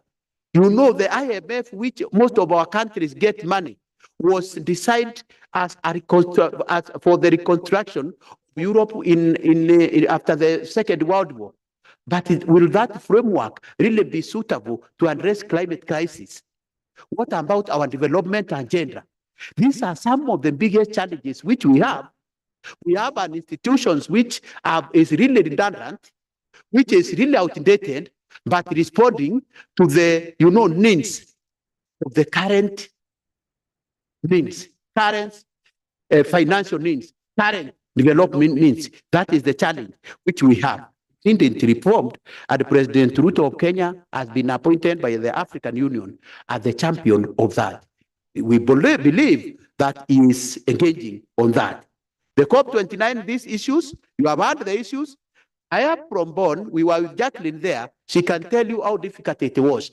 The rich countries don't want to hear anything about climate finance. Are we going to, is there the high time to look for alternative where we can get money? That's now I leave that to you, and that's why this process should be connected with the development finance and also with our political engagement at the UN General Assembly. And the UN General Secretary is going to hold convene this the summit of the future, so that we see where are we in all our goals. This is very important, and of course, almost around 5.5 years to the end of SDGs.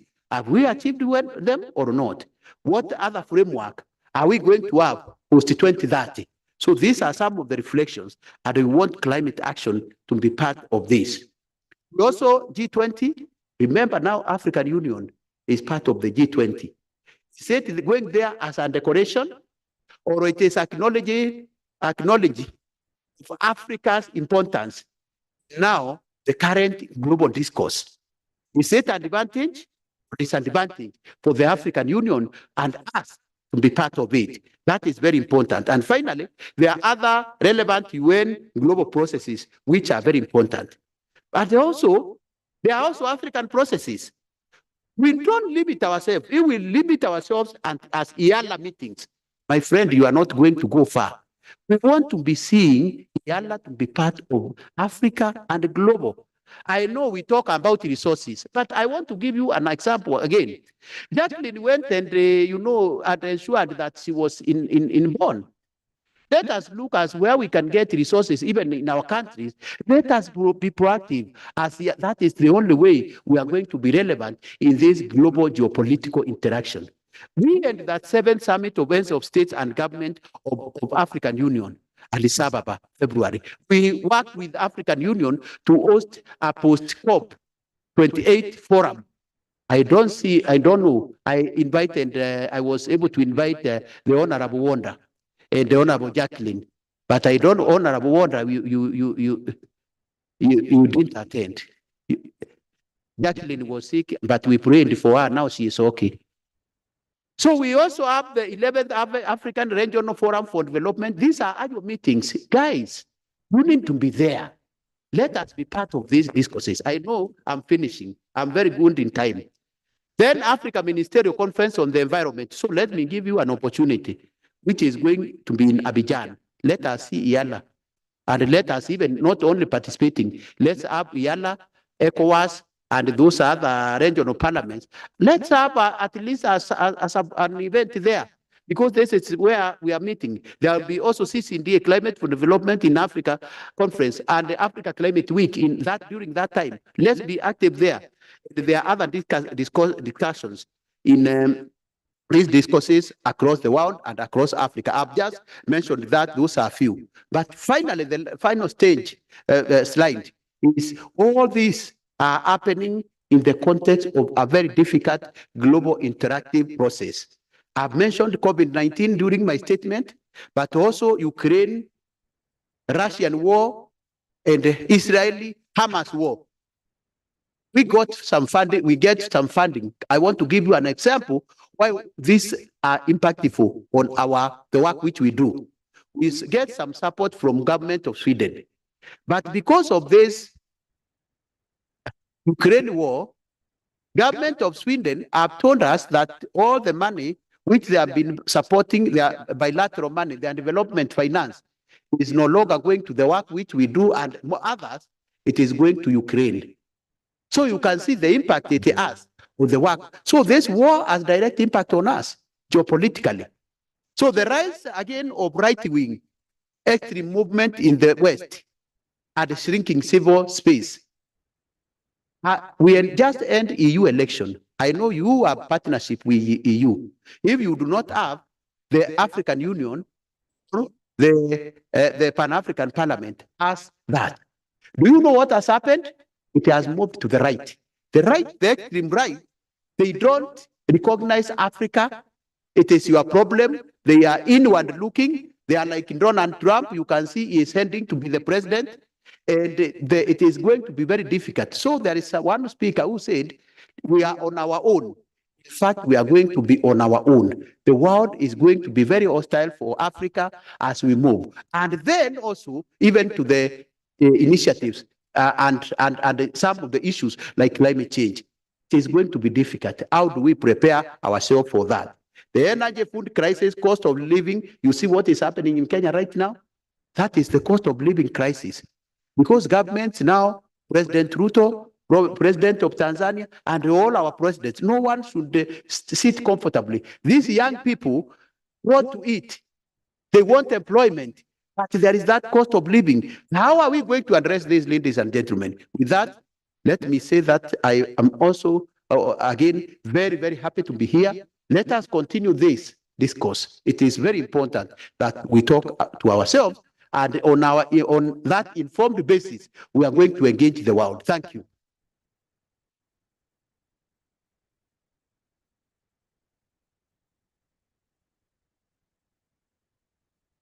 Thank you. Thank you very much. I think he deserves another round of applause. I really hate to interrupt you, Dr. Mithika, because I know you are an encyclopedia when it comes to climate justice. Let me just in 2 minutes wrap up what he concentrated on. He said that we have to ensure that the governments commit to the climate change justice. And as parliamentarians, we have to understand our role on how to change the effect of climate change. And he spoke about the mitigation and the adaptation. And also the most important thing is that the loss and damage, which mostly We are really disadvantaged by our brothers in the north as people in the south who are affected by their activity. Dr. Mithika said that we as parliamentarians, we have to really engage in the next processes towards the COP29 and COP30, because there are many processes. Eala has to be really involved. Let me invite Dr. James, who has been there since the beginning. He's a very important person, and he is the representative of the United Nations Economic Commission for Africa, UNECA. Dr. James is going to speak to us about the role of the parliamentarian in the development of NDCs. And the NDCs is the national determined contributions, which are committed by the countries to make and reduce their greenhouse gases emissions. So Dr. James, you're welcome to address this August House. Thank you. 20 minutes maximum. 20 minutes maximum. If you make it in 10 or 15, we will appreciate, because there is another plenary discussion which will take place. So we'll give you 20 minutes because you have been there since 20 minutes. Thank you. It's okay. Thank you. I'll try and be brief. Okay, 10 minutes if possible. Yes. Sure. So good morning or good afternoon. Allow me to stand on existing protocol. Since I'm not in the house, I'm not sure exactly. But it is my great pleasure to be part of this discussion, this very important discussion, and also to continue collaboration with our colleagues in the Pan-African Climate Justice Alliance, collaboration towards ensuring that we in fact develop and support progressive responses to the climate challenge in Africa. Having said that, the topic on NDCs and the role of parliamentarians, I think, is a very important topic, and probably speaks to many of the issues that I had being addressed. And our colleague, Honorable Amonjin. But to understand the NDCs and our role in the NDCs, we also have to go back to the origin of the NDCs. We need to know, what are these NDCs, where do they come from, and what are they intended to achieve, and then define the role or roles of parliamentarians within that context. So very briefly, you may recall that in the late 1980s, when the environmental and climate crisis became very evident, the United Nations commissioned a study which was led by the then Prime Minister of Sweden, which resulted in the publication of a document, a book now is called Our Common Future, under the leadership of Gro Harlem, if you remember. Now, Our Common Future basically was a call to action on three fronts. It recognized that there was a biodiversity crisis, that there was a crisis of desertification, and that there also was a climate crisis. And all of these three crises exceeded the environmental limits, and therefore that they were in fact developmental crises, and they had many developmental forms. So Dr. Miteka just, for instance, spent some time emphasizing how climate change is not an environmental issue, but is a developmental issue. So this comes from Our Common Future. As a result of this report, the world's attention then was drawn to, so how can we respond to these three interlinked crises? And this resulted in the first Earth Conference, which was convened in Rio de Janeiro in 1992, now referred to as the Rio Earth Conference. There have been two subsequent Earth Conferences after Rio, The second one was in Johannesburg in 2002, if you recall, which was referred to as Rio +10. And the second one was back in Rio de Janeiro in 2012, referred to as Rio +20. There will, of course, be another revisit later. But the outcome of the Rio Convention, the Rio Earth Summit, was the agreement by all nations, all members of the United Nations, to 3 environmental and development conventions: the United Nations Framework Convention on Climate Change, the Convention on Biodiversity, and the Convention on Desertification. The Convention on Biodiversity and Desertification were actually fully agreed with very specific actions to be undertaken by member states. But the United Nations Framework Convention on Climate Change was not fully agreed because of the challenges between developed and developing countries, which again I had with Thika emphasizing.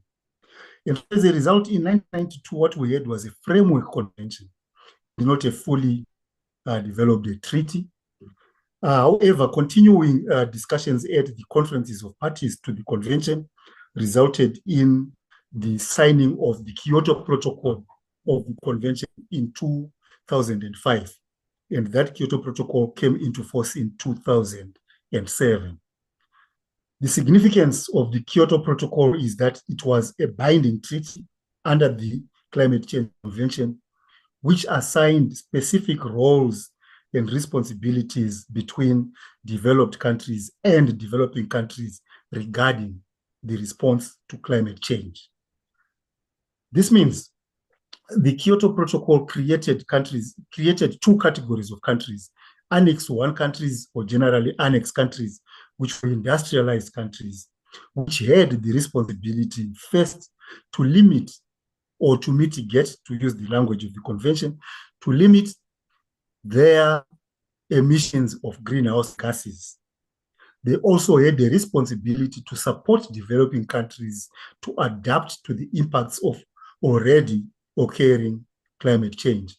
And this support would take the form of financing climate actions, the form of technology transfer, as well as capacity building. So these responsibilities were actually based on a principle of the United Nations, which recognized that although we all live in a common atmosphere, we have different responsibilities that depend on our historical emissions and our contemporary capacities. It's called the principle of common but differentiated responsibilities. So Kyoto Protocol differentiated the responsibilities between developed or industrialized countries and developing countries. However, almost immediately after the Kyoto Protocol was signed, it ran into problems, serious challenges, because you remember the Kyoto Protocol was signed in 2005, became operational in 2007. But immediately in 2008, the world went into a massive financial crisis, which persists to this day. Now, during that financial crisis, it also became evident that newly industrialized economies were growing very fast, but also emitting or increasing their emissions very rapidly as well. So you had countries like Russia,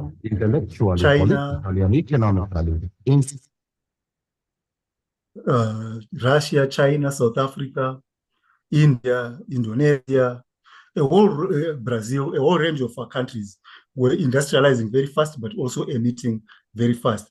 And this led to industrialized countries, which had been assigned into the category of Annex 1, to start to complain that those countries were industrializing and reaping huge economic benefits, but they did not have a responsibility to pay for climate change, which responsibility was assigned only to Annex 1 countries.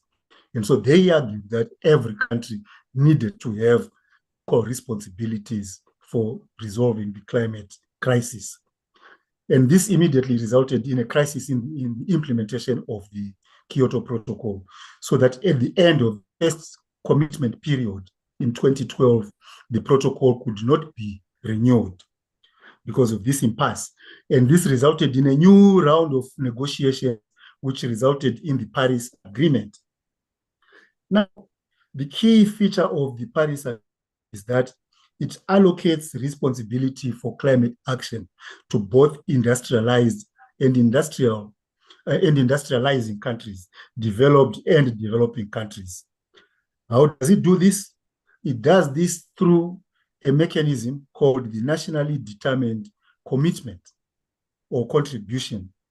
The Nationally Determined Contribution is a policy document that is developed by all members to the UNFCCC, communicate all the actions that they intend to take regarding climate change in their own spheres of influence.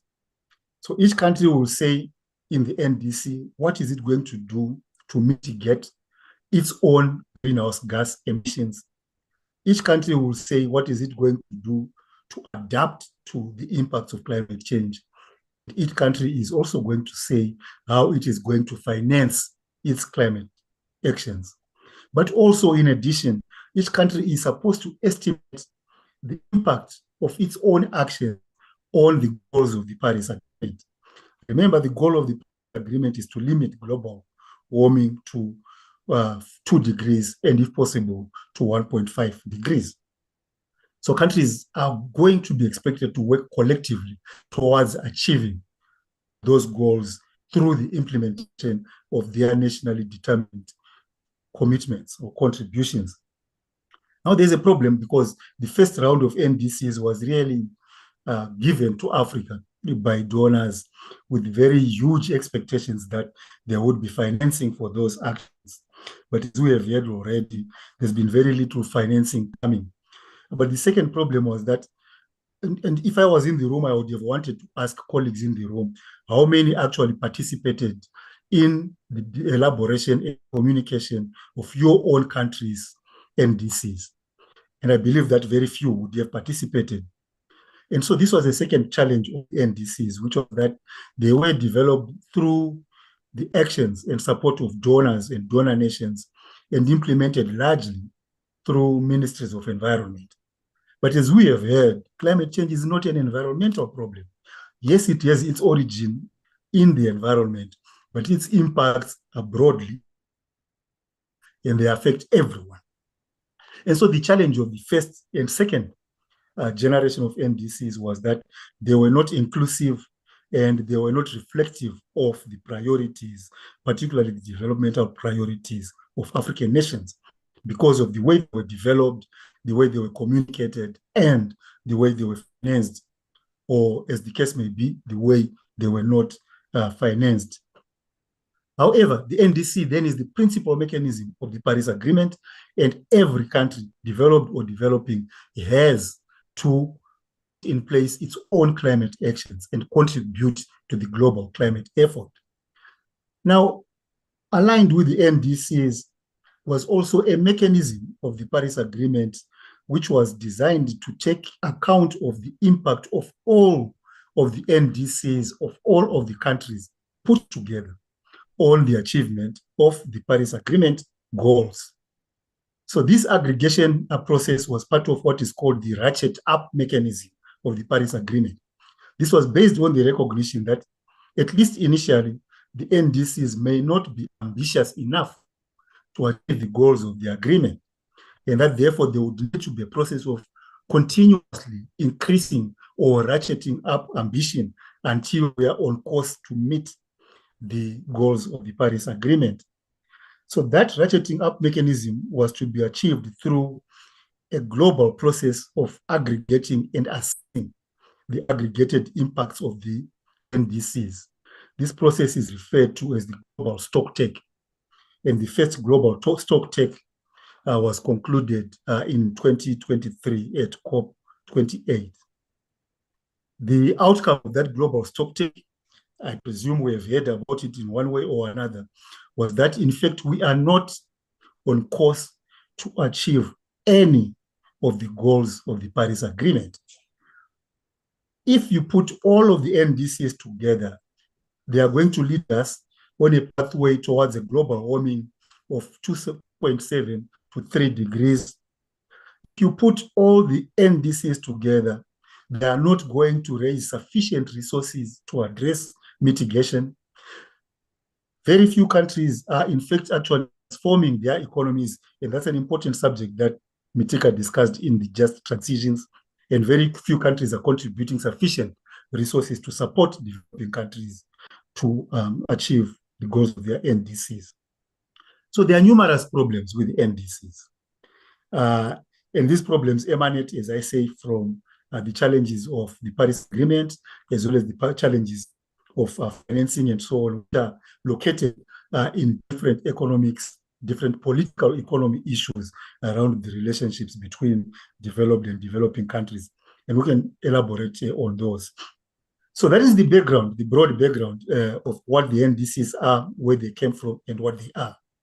Now, after the first global stocktake of 2023, all countries are expected to produce and communicate by February 2025 their third generation of NDC. So all countries have actually begun to work on that process. And it is to be expected that countries are going to seek to use this process to address the challenges of the previous 2 iterations of the NDC, but also to come up with NDCs that are sufficiently ambitious to achieve the goals of the agreement. In other words, NDCs that are sufficiently ambitious to ensure that we stay on course to achieve our Paris Agreement goals.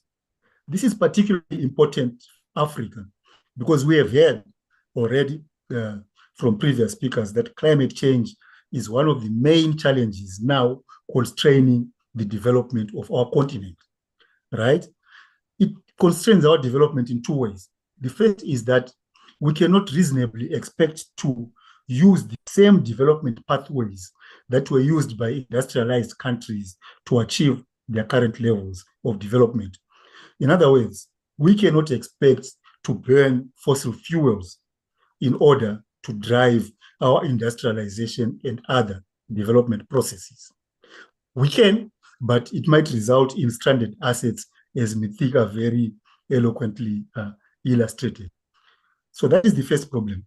The second problem is we must understand that there is a fundamental shift that is happening in the production of energy. The Industrial Revolution was driven by the burning of fossil fuels, a process of combustion. This process of combustion had several impacts, including, firstly, for those countries that had fossil fuel resources, they also had massive income to fund their development effort. But also for those that had resources, they could buy fossil fuel resources in order to drive industrialization, mechanization, and so on. So combustion was a key element. But because of climate change, but also because of developments in physics and so on, we are now going into a phase where energy is no longer driven by combustion. Energy is now basically driven by capturing free resources, including the sun, the wind, waves, and so on, and developing technologies which are based on magnetic technology to convert energy from those resources into electricity, heat, and, of course, mobility. So we can have, for instance, solar energy driving our electrification processes. We have battery storage that stores energy from solar power, from wind power, but we also have electric mobility that is driven by energy that is stored from clean, so-called clean and green sources. So this is fundamental.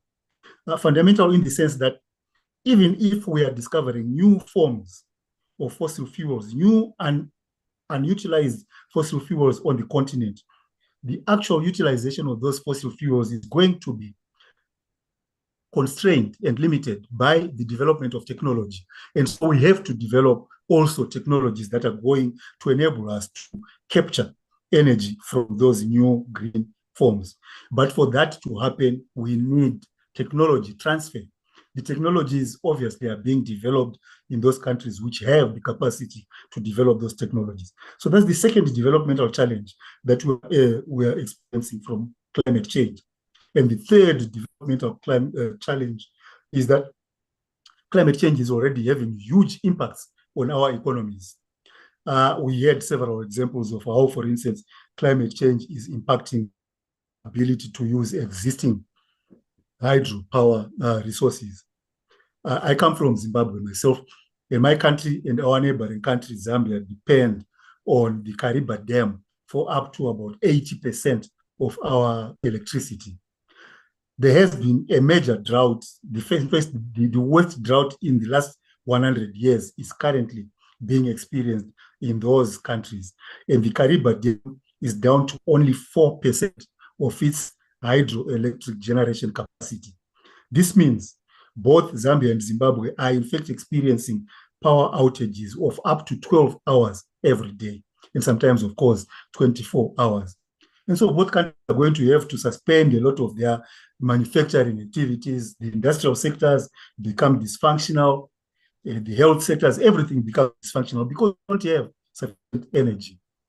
And that is the impact of climate change, which has caused this drought. Another impact is, of course, African economies are currently spending between 2 and 5% of their gross domestic product to finance their response to the climate impacts.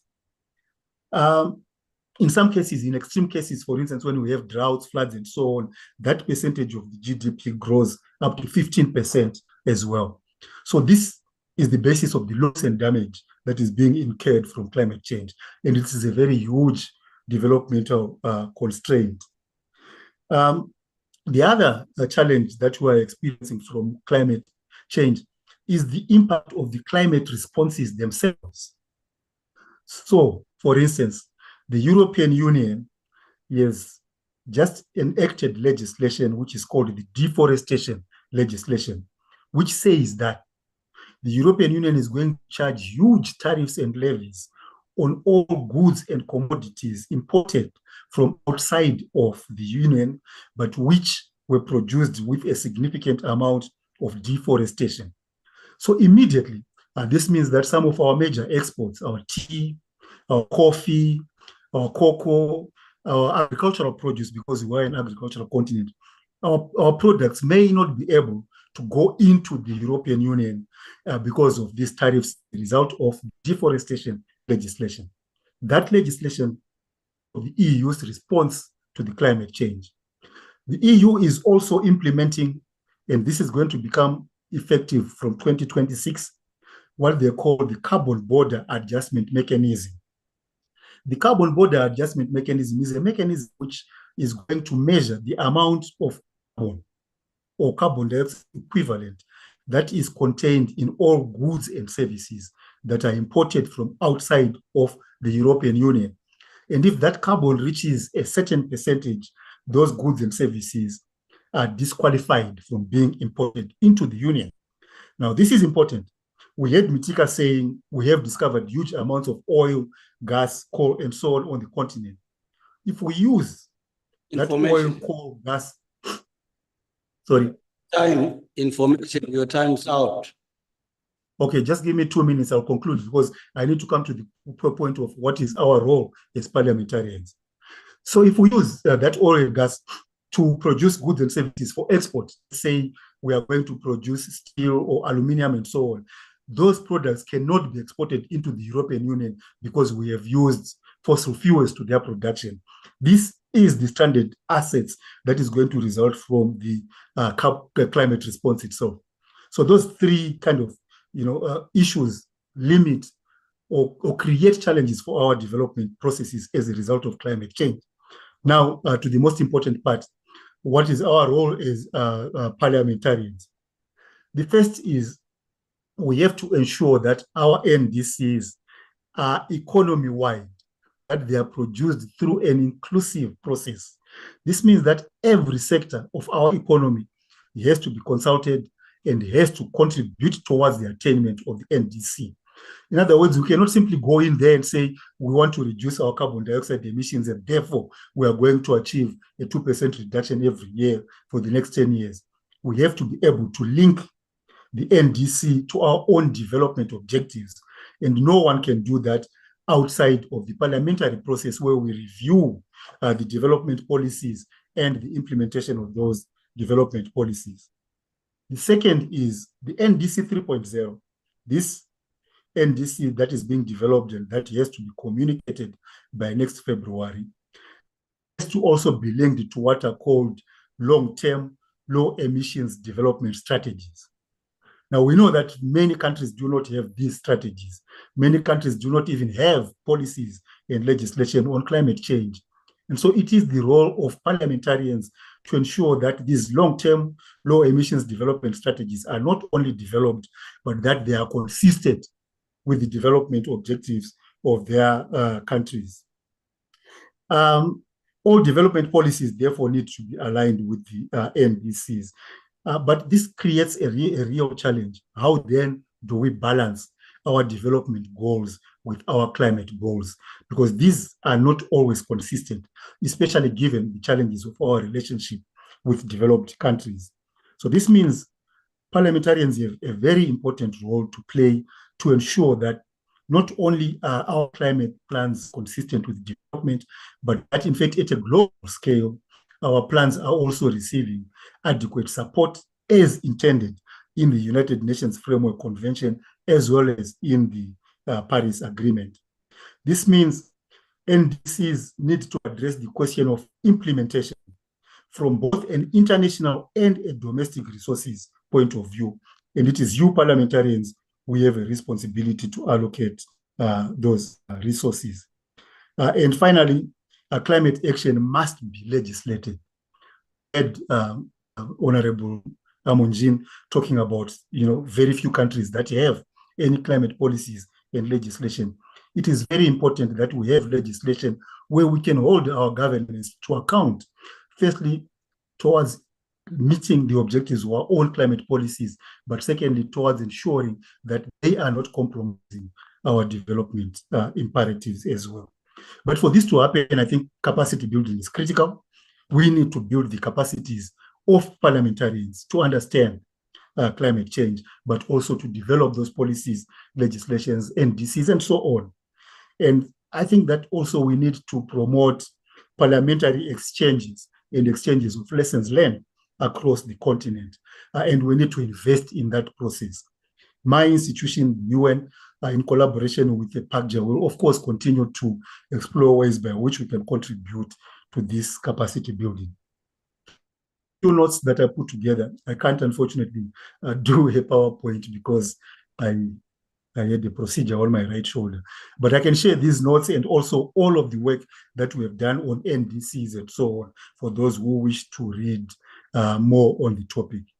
So let me stop there. Apologies for going over time, but thank you very much for your attention.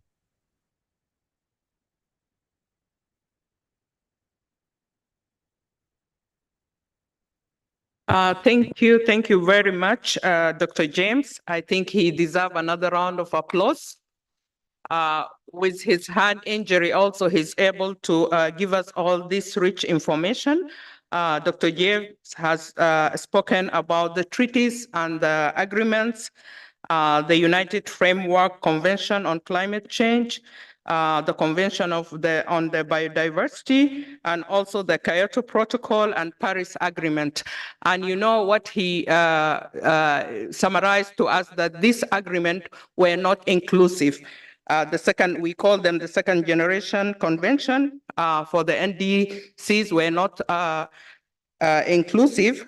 And we as parliamentarians has to make sure that the NDCs should be inclusive and they go together with our developmental goals so that we reach what is needed from us as parliamentarians when we come to develop our NDCs.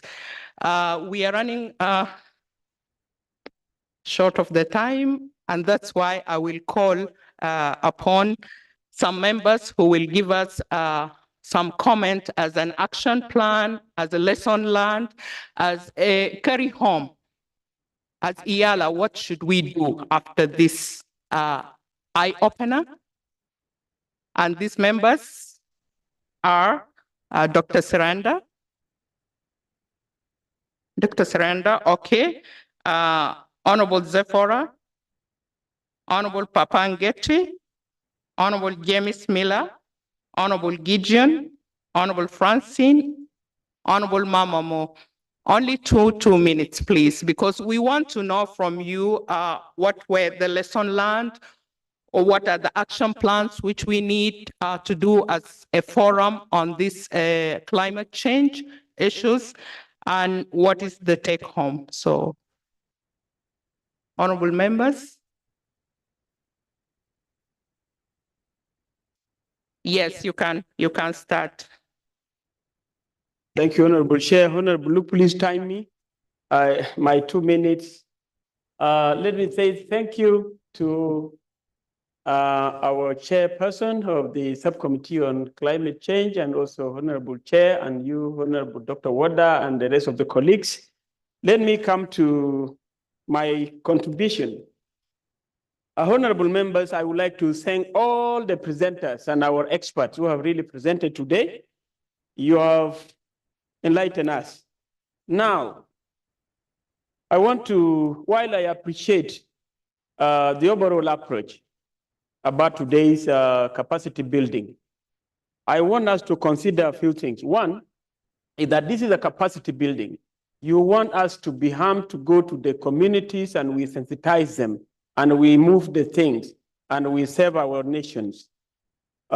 We need to understand it at the holistic, as a holistic chain.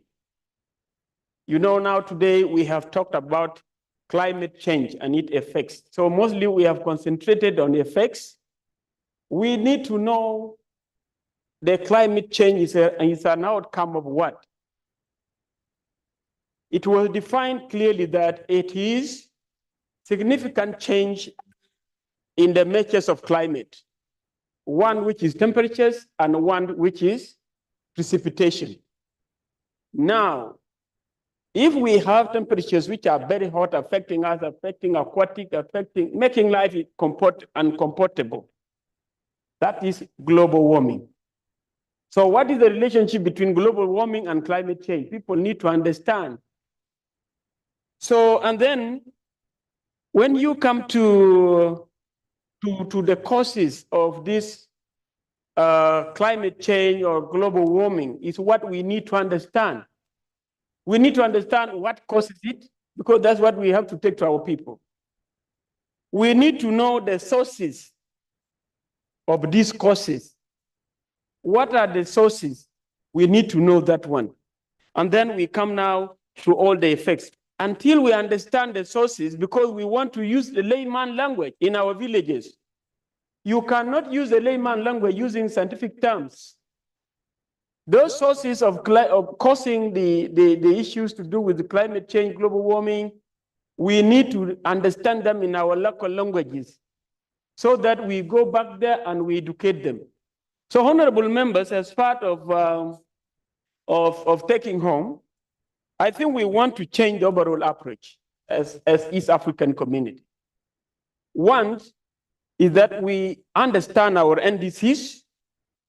Are our NDCs made according to our cultural, economic, social context? Are they, can we meet them? If not, and then we try to see how we can improve on our NDC at the national level so that we can be able to implement them. Are they implementable? That's what we can do as members. Number two is that we need to use simple language. We need to give local examples. We need to call them the causes by our local names. And then we should push our government to generate funding. Honorable members, simply we need to understand the whole chain of climate change. Thank you. Thank you. Thank you very much, Honorable. And welcome, Dr. Saranda.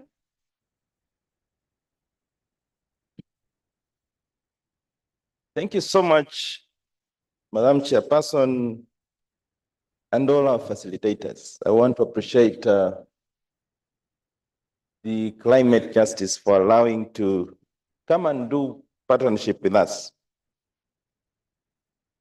First, I want to appreciate the call on Parliament that we cannot continue to debate and be ourselves and think that we're going to do any change.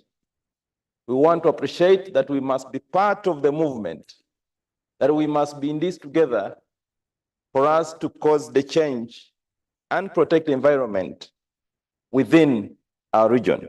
And I believe that the leadership of this Parliament and the leadership of this EAC must appreciate that Parliament is very instrumental and that Parliament is very key in the area of environmental justice. And we cannot continue working and zoning ourselves within this specific assembly and think that we can move.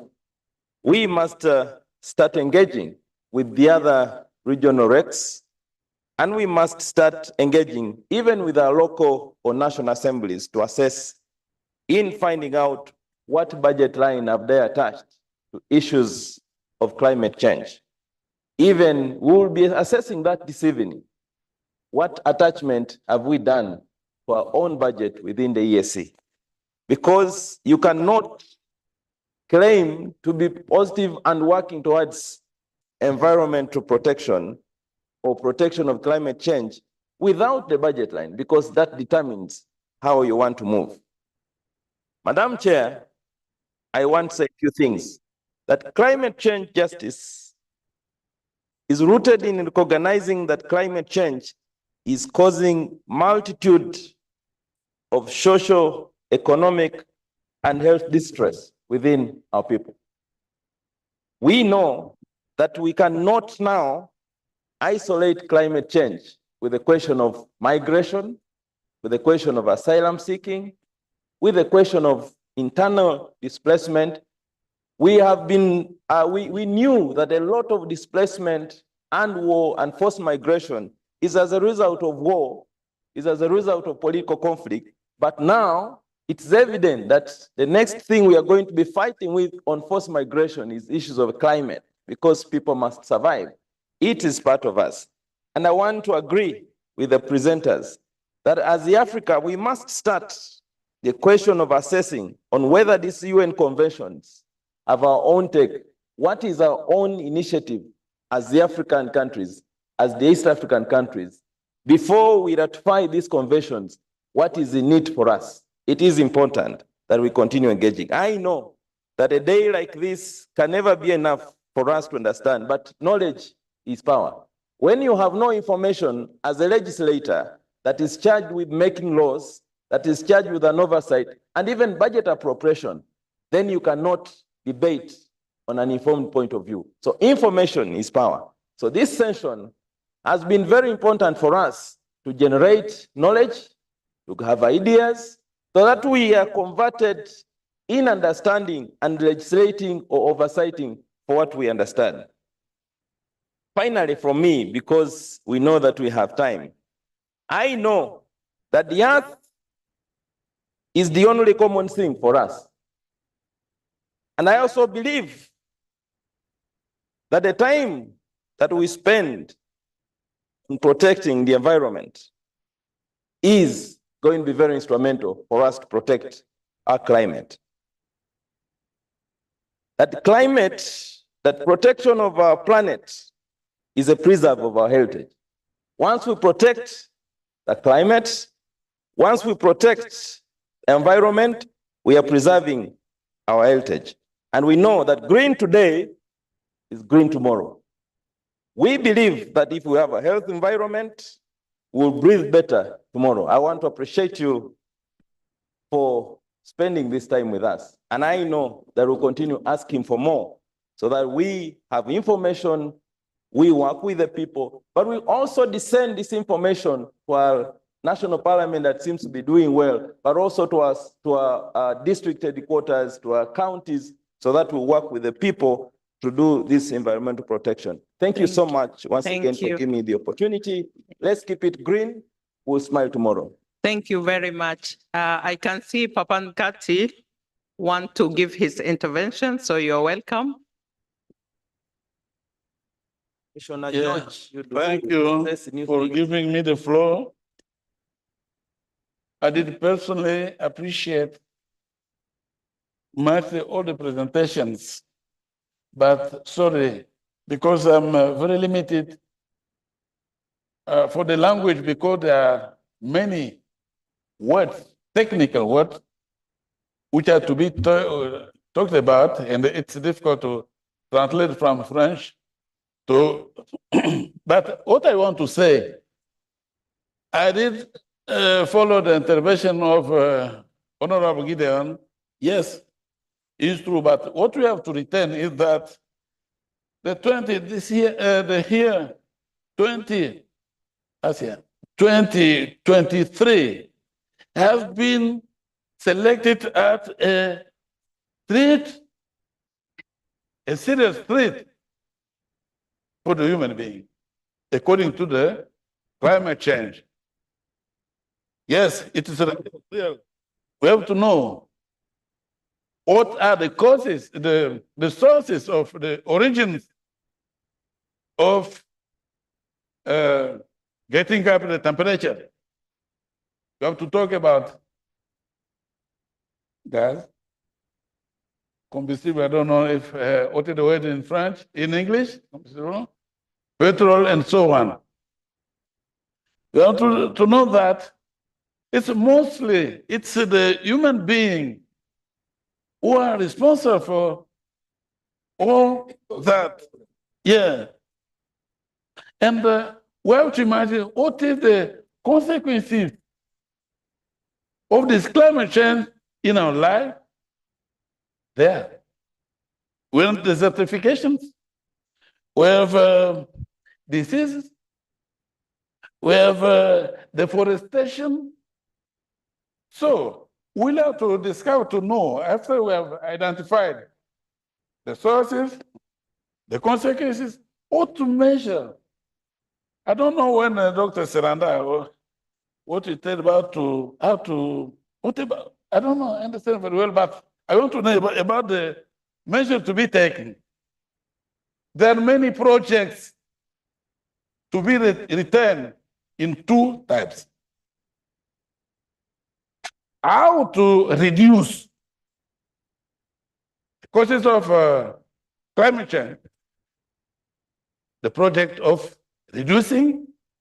We have also other projects, how the people can adapt, can conform, how can we have projects of adaptation. Sorry that I said that I'm very limited for the language, but you are doing very well. You are doing very well. Thank you very much. Yes, thank you. Thank you very well. Thank you very much. You are doing very well, by the way, in language. So it's Honorable Mama Mo.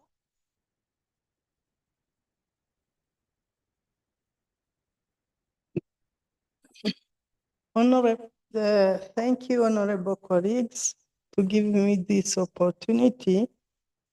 First of all, let me congratulate all the presenters for the job very, very, very well done. I will try to be very brief. You gave us 2 minutes, maybe I will do 1. Let me focus my intervention on only one thing. I was following the first presentation done by Mr. Matika, is he Mr. Matika Mwenda. I was really, really interested by what he did when he told us that he is not going to use papers so that to protect the environment. So, as you all know, that is a concern for Eala to follow the very, very good example of what he did. You said you asked us to give our lessons learned from the presentation. That is a very, very good lesson we have to follow, and we have to be very hard workers so that to avoid the use of papers here in Eala. That is the only lesson. I could say much more than that, but my interest was that we are going to talk about it maybe because I think we are going to give a report to the House. Let us focus on that so that we could avoid destroying the environment. Thank you so much. Thank you very much, Honorable Mamamo. Let's go to Honorable Zephora, then followed by Honorable Francine.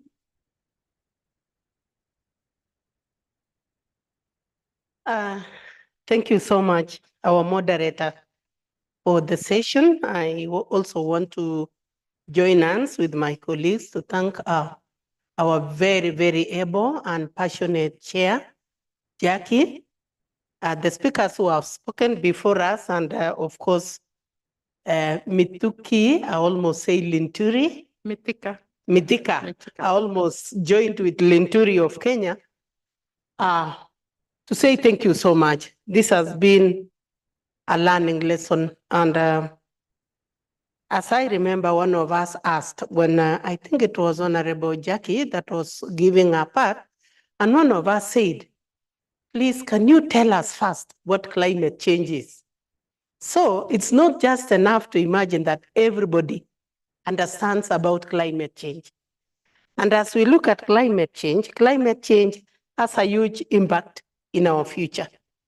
I even sat here and remembered my country. I want to say thank you to my very able president, who Kenya is among the countries that has working laws for climate change. And I was looking at the agencies that did the destructions, and I was looking at the numbers and saying, supposing this number of youths went to a place and planted trees, you can imagine how many trees they would have planted other than destroying structures that are there in place. Anyway, so I want to say, like Jacqueline alluded, that actually our assembly here in Eala, I want to say, supersedes the other national assemblies. I think we have to walk the talk. That Eala really, we have to run with this. We have to be known as Climate Change Assembly if we really have to change our partner states. And we said, it's high time we stop talking the scientific language.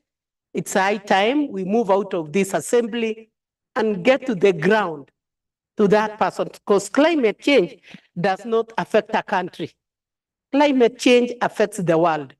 So as we finish, I want to say scientific community has issued numerous warnings, but policymakers have frequently responded slowly or inadequately. Therefore, turning climate change policies into legislation is critical.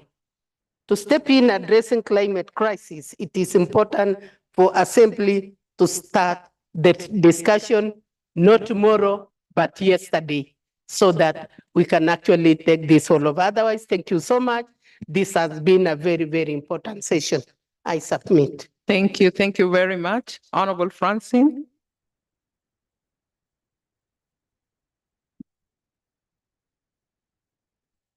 Thank you very much, Honorable Facilitator. I don't know where to start because this is very interesting for me. Sometimes back, I was interacting with my colleagues, Honorable Caroline, Honorable Aisha, telling them that I want them to come down and help me to understand really, because the terms they are using are at a high level that is not really understandable to me. And if myself, I am not able to understand the language they are using to express what is climate change, what am I going to express it to my people on the ground? So this is a good start for me, because for me, it's the first time I sit and hear about definition of climate change, challenges around, impact, and also those two words, mitigation and adaptation. Those two words, I was so curious to understand what is one, what is another one. So thank you very much for this session. Thank you, Mheshimiwa Jacqueline, for this initiative. And I want to ensure you that we are together with you and your people and the Agriculture and the Tourism Natural Resources Committee to help so that the East African Legislative Assembly will understand better what is climate change. Because if we do not understand, we can't go and impact even the legislation we are doing, even the oversight we do, even the budgeting process. We can't go and influence the budgeting process if we don't have the knowledge on what about the climate change. So my appeal is, I wish those kind of sessions will continue, not only for the Eala members, but also for us to be able to go in our respective partner states so that we can continue make this kind of awareness. And I was wondering and surprised to hear that in all members of the community, partner states, we have only 2 partner states which have already acted on this climate change policy. So I was wondering if it is not because they don't understand the reason. Why do we need those kind of legislation? So meaning that we need more awareness to them so that they understand those who have policy, why do we need to translate those policies in legislation? This is our work as East African Legislative Assembly members. This is a real learning process, and we are here to support, because this is a human being cause, but also a human being consequence, but also a human being solution. So we are here to support each other so that we can be impactful on what we are doing regarding the climate change solutions. Thank you very much. Thank you very much, Honorable Francine. You know, because of the constraint of time, we would have loved to hear from every one of you, but we picked from each partner state. So Honorable James is not around here. I think he's in the general purpose. So we will give the chance to Honorable Machano. Machano Ali, please. Thank you very much for the opportunity extended upon me. That was not prepared. Well, I knew that Mr. Amelia was come up with on behalf of our country, but as a member of executive and a champion in climate change, I can't have, it can't be difficult for me to get something to say. First, I want to congratulate our chair and the team for proper organization of this program.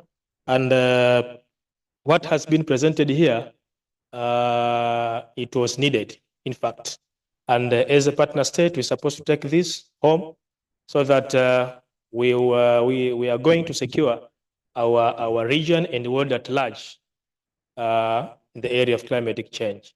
And from the presentation, I think we get new issues that need to be considered when we are going to talk to our people in to our countries, so that they are going to be very serious, protecting the environment, avoiding those issues that can destroy the climate.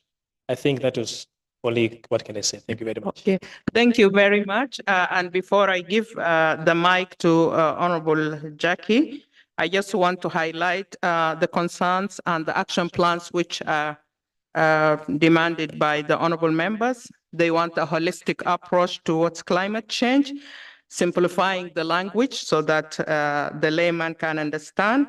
Also, the members want the involvement of the parliament, not that we just be watching from far. We have to be involved in all the actions. And also, we want to lead by example, as said by Honorable Mama Mo, so that we start not using papers, not using plastic bottles in our chamber. And also there was a call for involvement of the youth. And as we have witnessed, the last speaker was a young person. So I just want to add my voice to thank you, Honorable Jackie, our champion, for these very important events. You have really worked very hard. We loved your energy. I want to thank also Paksha, Dr. Metika. You have been there for us as an assembly, and your activism and also involving the youth and all over. If you guys, honorable members, Google the name Dr. Metika, you will know that this short man is an energy, I don't know what to say, because he can mobilize the world. And also I want to thank the Right Honorable Speaker who was here, the Deputy Secretary General, and the Mayor of Arusha, and all the MPs for your valuable time. You came here very early, you participated, and we wanted to hear from each and every one of you, but because of time, so Honorable Jackie, you're welcome to take the stage. Thank you very much.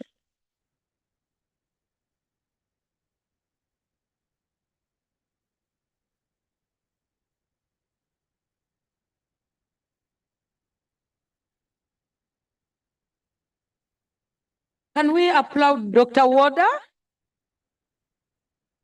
I think she has made our work easier and summarized our engagements here. And before I say anything, we have Ambassador Fred Mwesije. In 2 minutes, I would like to call him here, or you can speak from there, whatever you prefer, to say a word or two to the honorable members. You want to see his face, so honorable, can you come here? He's also honorable and he's the ambassador of Uganda too. And he's been with us. He's a climate change champion. I've been with him in the Parliament of Uganda. I think I talked about him earlier. In a few minutes, please. 2 minutes really is a very short time. Honorable Jackie, the champion, I appreciate your energies and your passion. The Honorable Mwenda, grateful to you and all the speakers who have spoken. Now, before I say anything, I have a clip. I was tickled by him, actually. I didn't want to say much, but when he spoke, I was tickled. He spoke so many things, but there's one particular thing where he said we should look at ourselves. Nobody's going to defend us, nobody's going to fund our projects, nobody's going to fund our security. It's us Africans. World Bank was designed for some other purposes, not for Africa.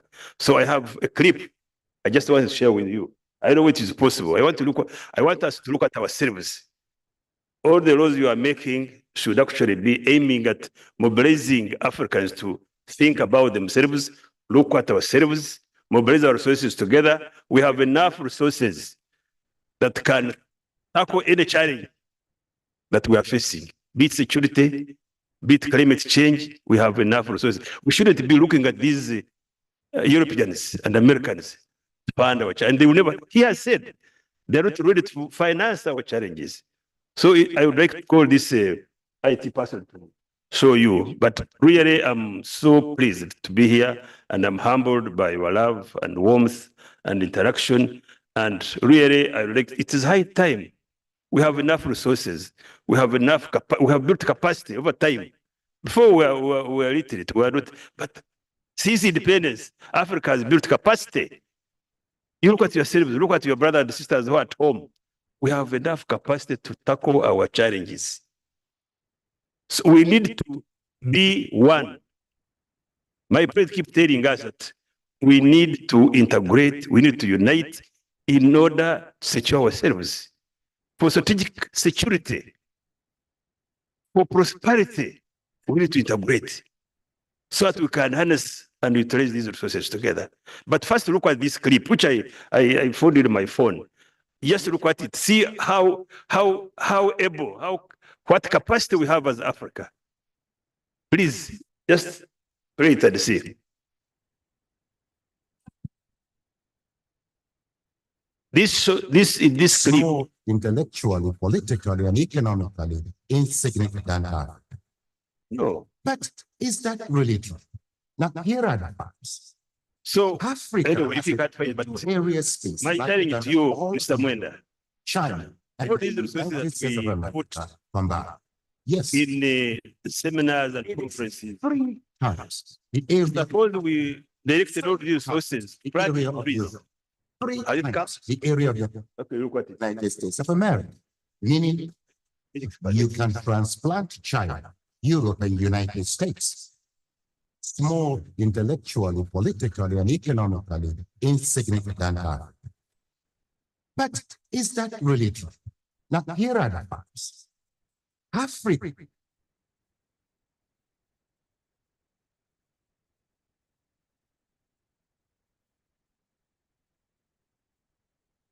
more intellectually, politically, and economically insignificant.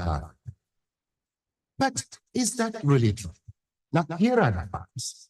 You can share it. Africa has a total area You just look at the capacity. all of Europe, China, and the United States of America combined.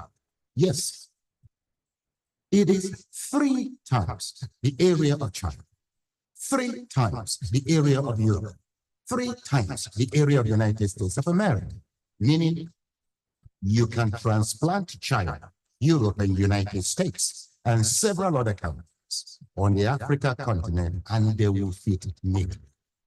Africa is 30.5 million square kilometers and a youthful population of 1.3 billion inhabitants. China is 9.6 million square kilometers and 1.4 billion inhabitants. India has a total space of 3.3 million square kilometers and 1.4 billion inhabitants. Now, yet, Africa is projected as overpopulated, and pressure mounts on Africans and their leaders to depopulate.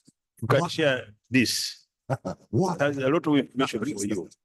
Now, Africa is I was asking Mr. Mwenda, of the world's all this money we put in raw material research. Suppose we mobilize the resources and start planting trees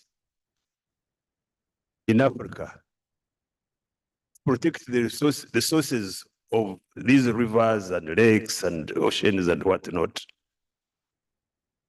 I need to start practical activities because we are destroying forests, we are not replacing them.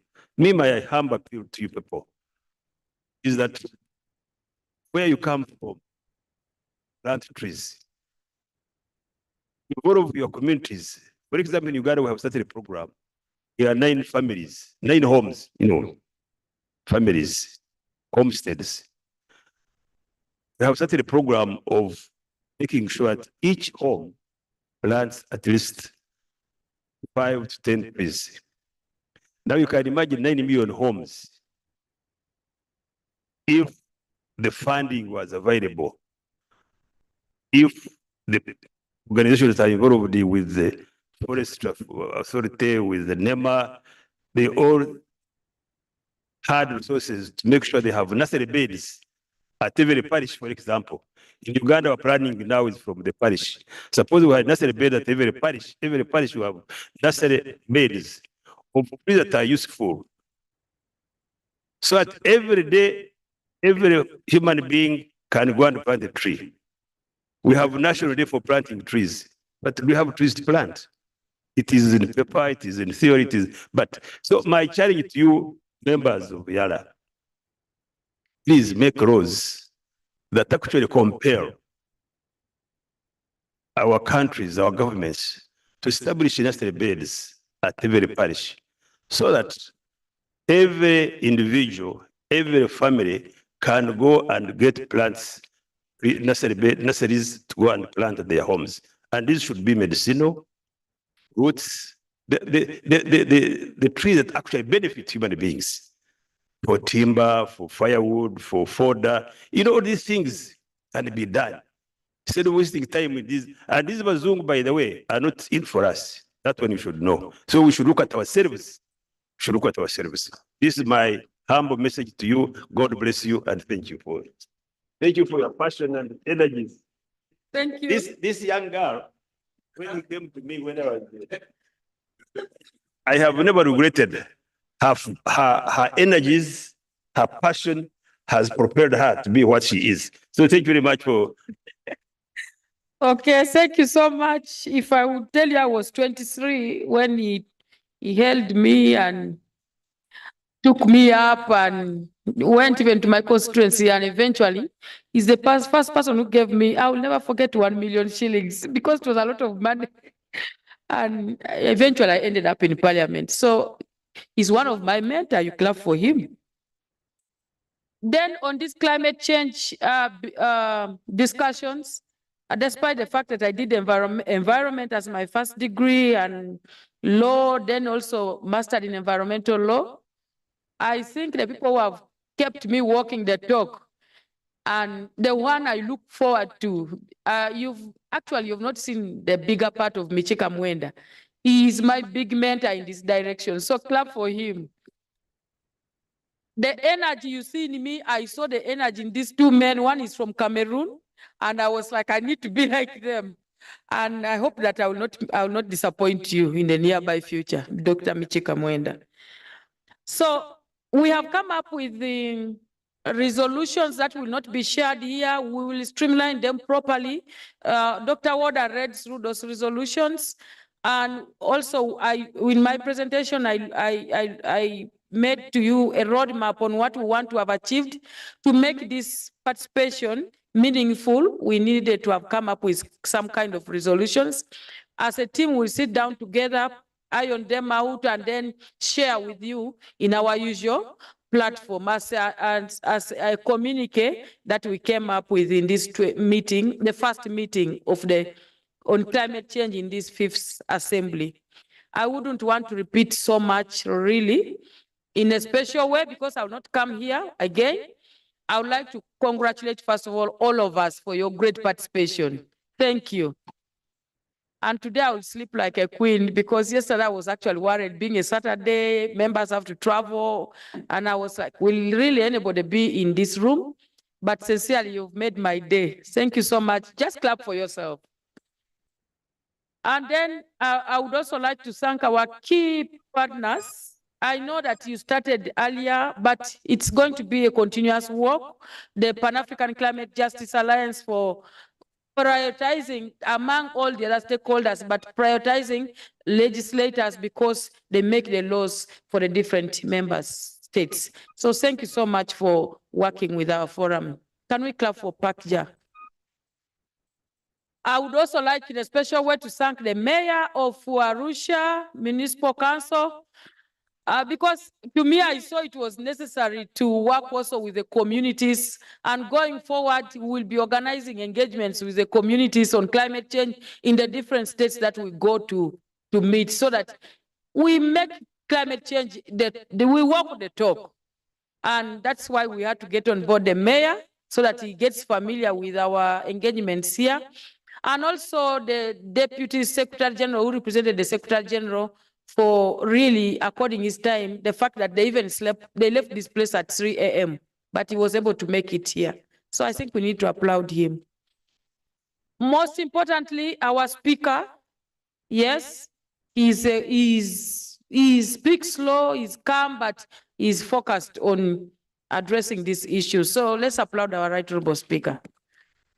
Without much ado, honorable members, the communique will be shared, and then Other programs of the forum will always be shared with you, but please remain active members of the forum, because when you are the active member, that's when you can be engaged. Actually, one of the most active members that I wanted us to award today, but he has gone out, is Honorable Sanko Ole.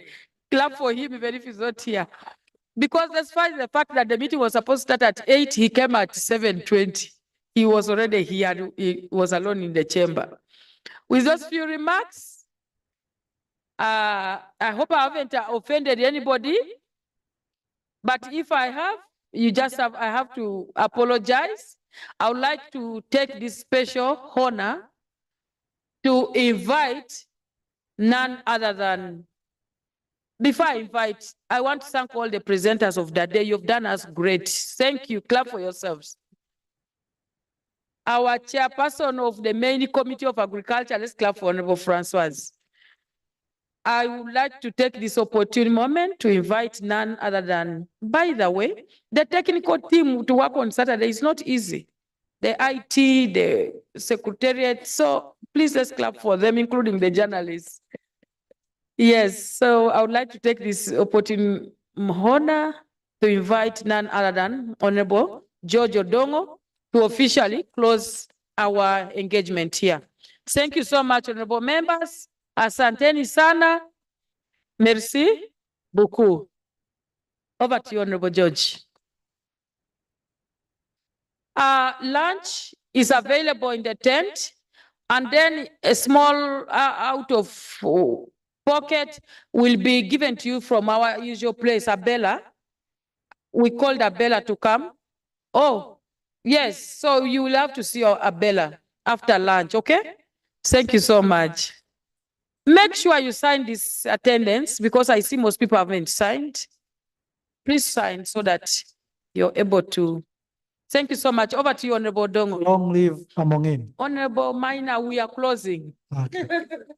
I'm saying long live Amongin. Okay, long live Jackie. Long live ESC. Long live Africa. Long live, okay. Long live Nikita. Thank you so much. I want to thank the leadership of the Climate Change, Eala Climate Change Forum, and by extension, the Committee of Agriculture that has made this very important engagement possible. And I also want to thank the partners who have come to support both technically and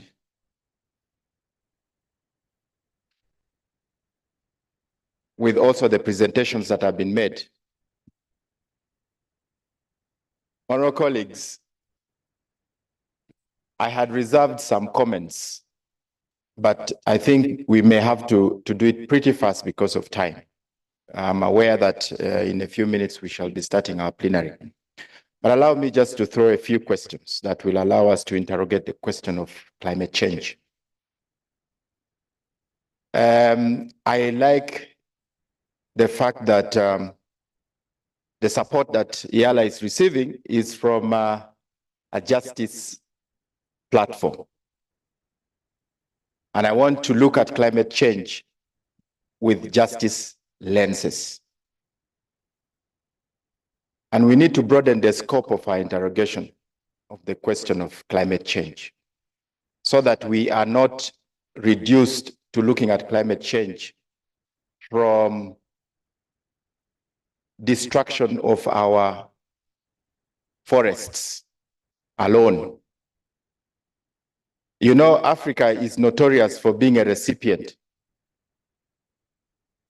of too many things, including the fact that they have boxed our conversation around tourism to only animals.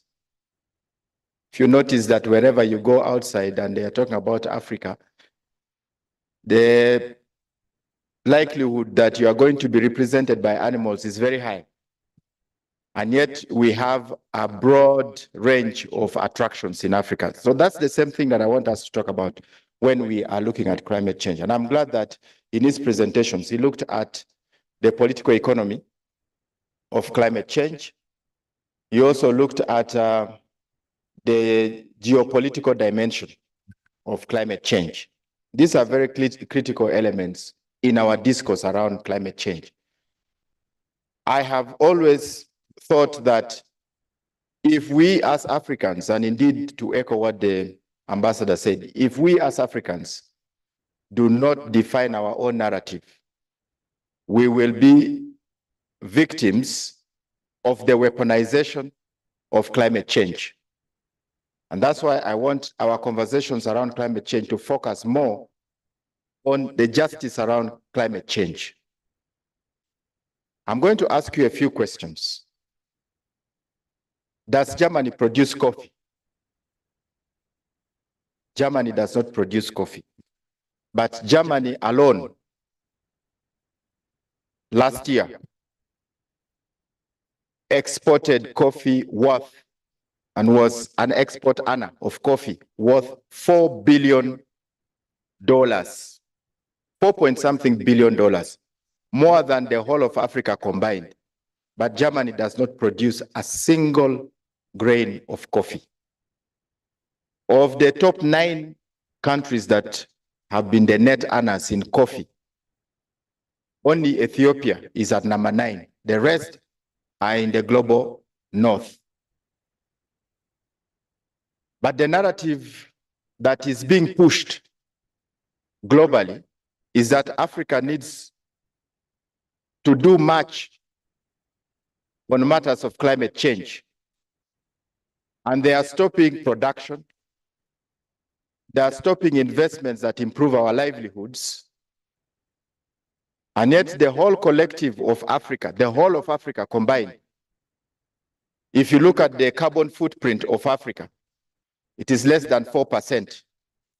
The carbon footprint of the whole of Africa is less than 4%. The greater percentage, the carbon footprint, carbon emissions, is in the global north. So the conversation has got to be that of equity, that of justice.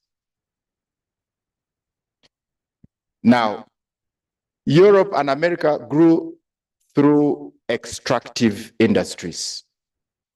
Even today, as we speak, while the global north is trying to stop the production of oil, this eco project, which will only be producing about 250,000 barrels per day. America produces 13 million barrels, and its consumption is at 20 million barrels per day. 20 million barrels per day.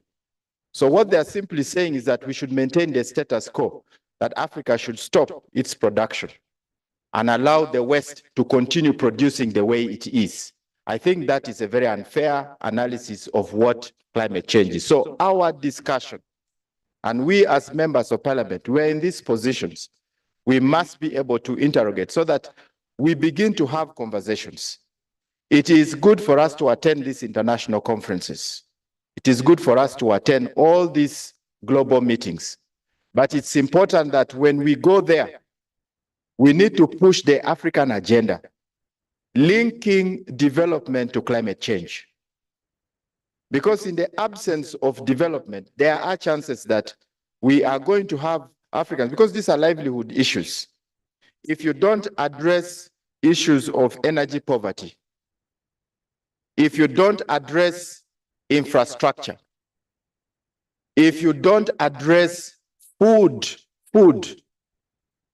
basic livelihood issues in Africa, then the push for this, the whole narrative around Africa stopping development and not,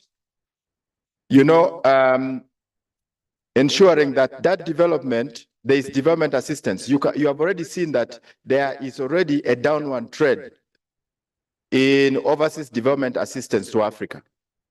The resources that are flowing to Africa from the West is becoming less and less.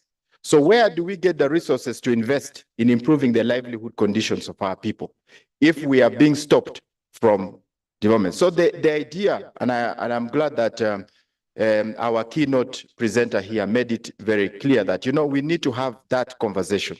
That if we are not going to have ECOP, which is supposed to generate for us revenue that we use for financing other development needs of our people, then is there a matching financial support so that we are not in a situation where we are losing out on the necessary investment that supports the livelihood conditions of our people. So there has got to be that balance of conversations. And we as Africans need to mobilize around that narrative.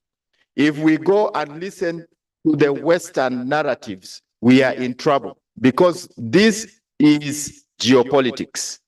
They can weaponize the climate change issues the way they have weaponized many others. You have seen that the Eastern DRC, for example, has become a battleground of interests, a lot of extraction going on in those countries. Why is it that we are allowing that to happen in Africa? It cannot happen in any part of the world, in the West. It can't. So we as members of parliament in addressing the climate question, let's broaden the scope of this conversation to see how does it impact, how is trade, the unfairness in our trade relations impacting on our climate? How is technology impacting on our climate? How is the issue of TRIPS, intellectual property rights, impacting on Africa? You know, how do you look at the negotiations that are going on globally? How do they impact on Africa? The bulk of it is unfair to Africa, and that's the position that we must take. So I'm happy that our keynote presenter here has been talking about equity and talking about justice. And that's where we should be starting from, that we should be pushing the climate change agenda, but more so with justice lenses. Now, as an assembly, I want to thank you all and for coming to support this conversation. And I'm hoping that through the leadership of the Parliamentary Forum on Climate Change, that we can attract as many people, partners as possible, collaborate with many partners as possible. And as you have realized, this is a knowledge-intensive sector. And we need, therefore, skills and knowledge for us to be able to, you know, debate these matters intelligently and inform policy, and also to influence processes in our own partner states so that we can have influence in our climate change landscape. Thank you so much. We are together. May God bless you. Let's go for lunch and come back for plenary. Asanteni.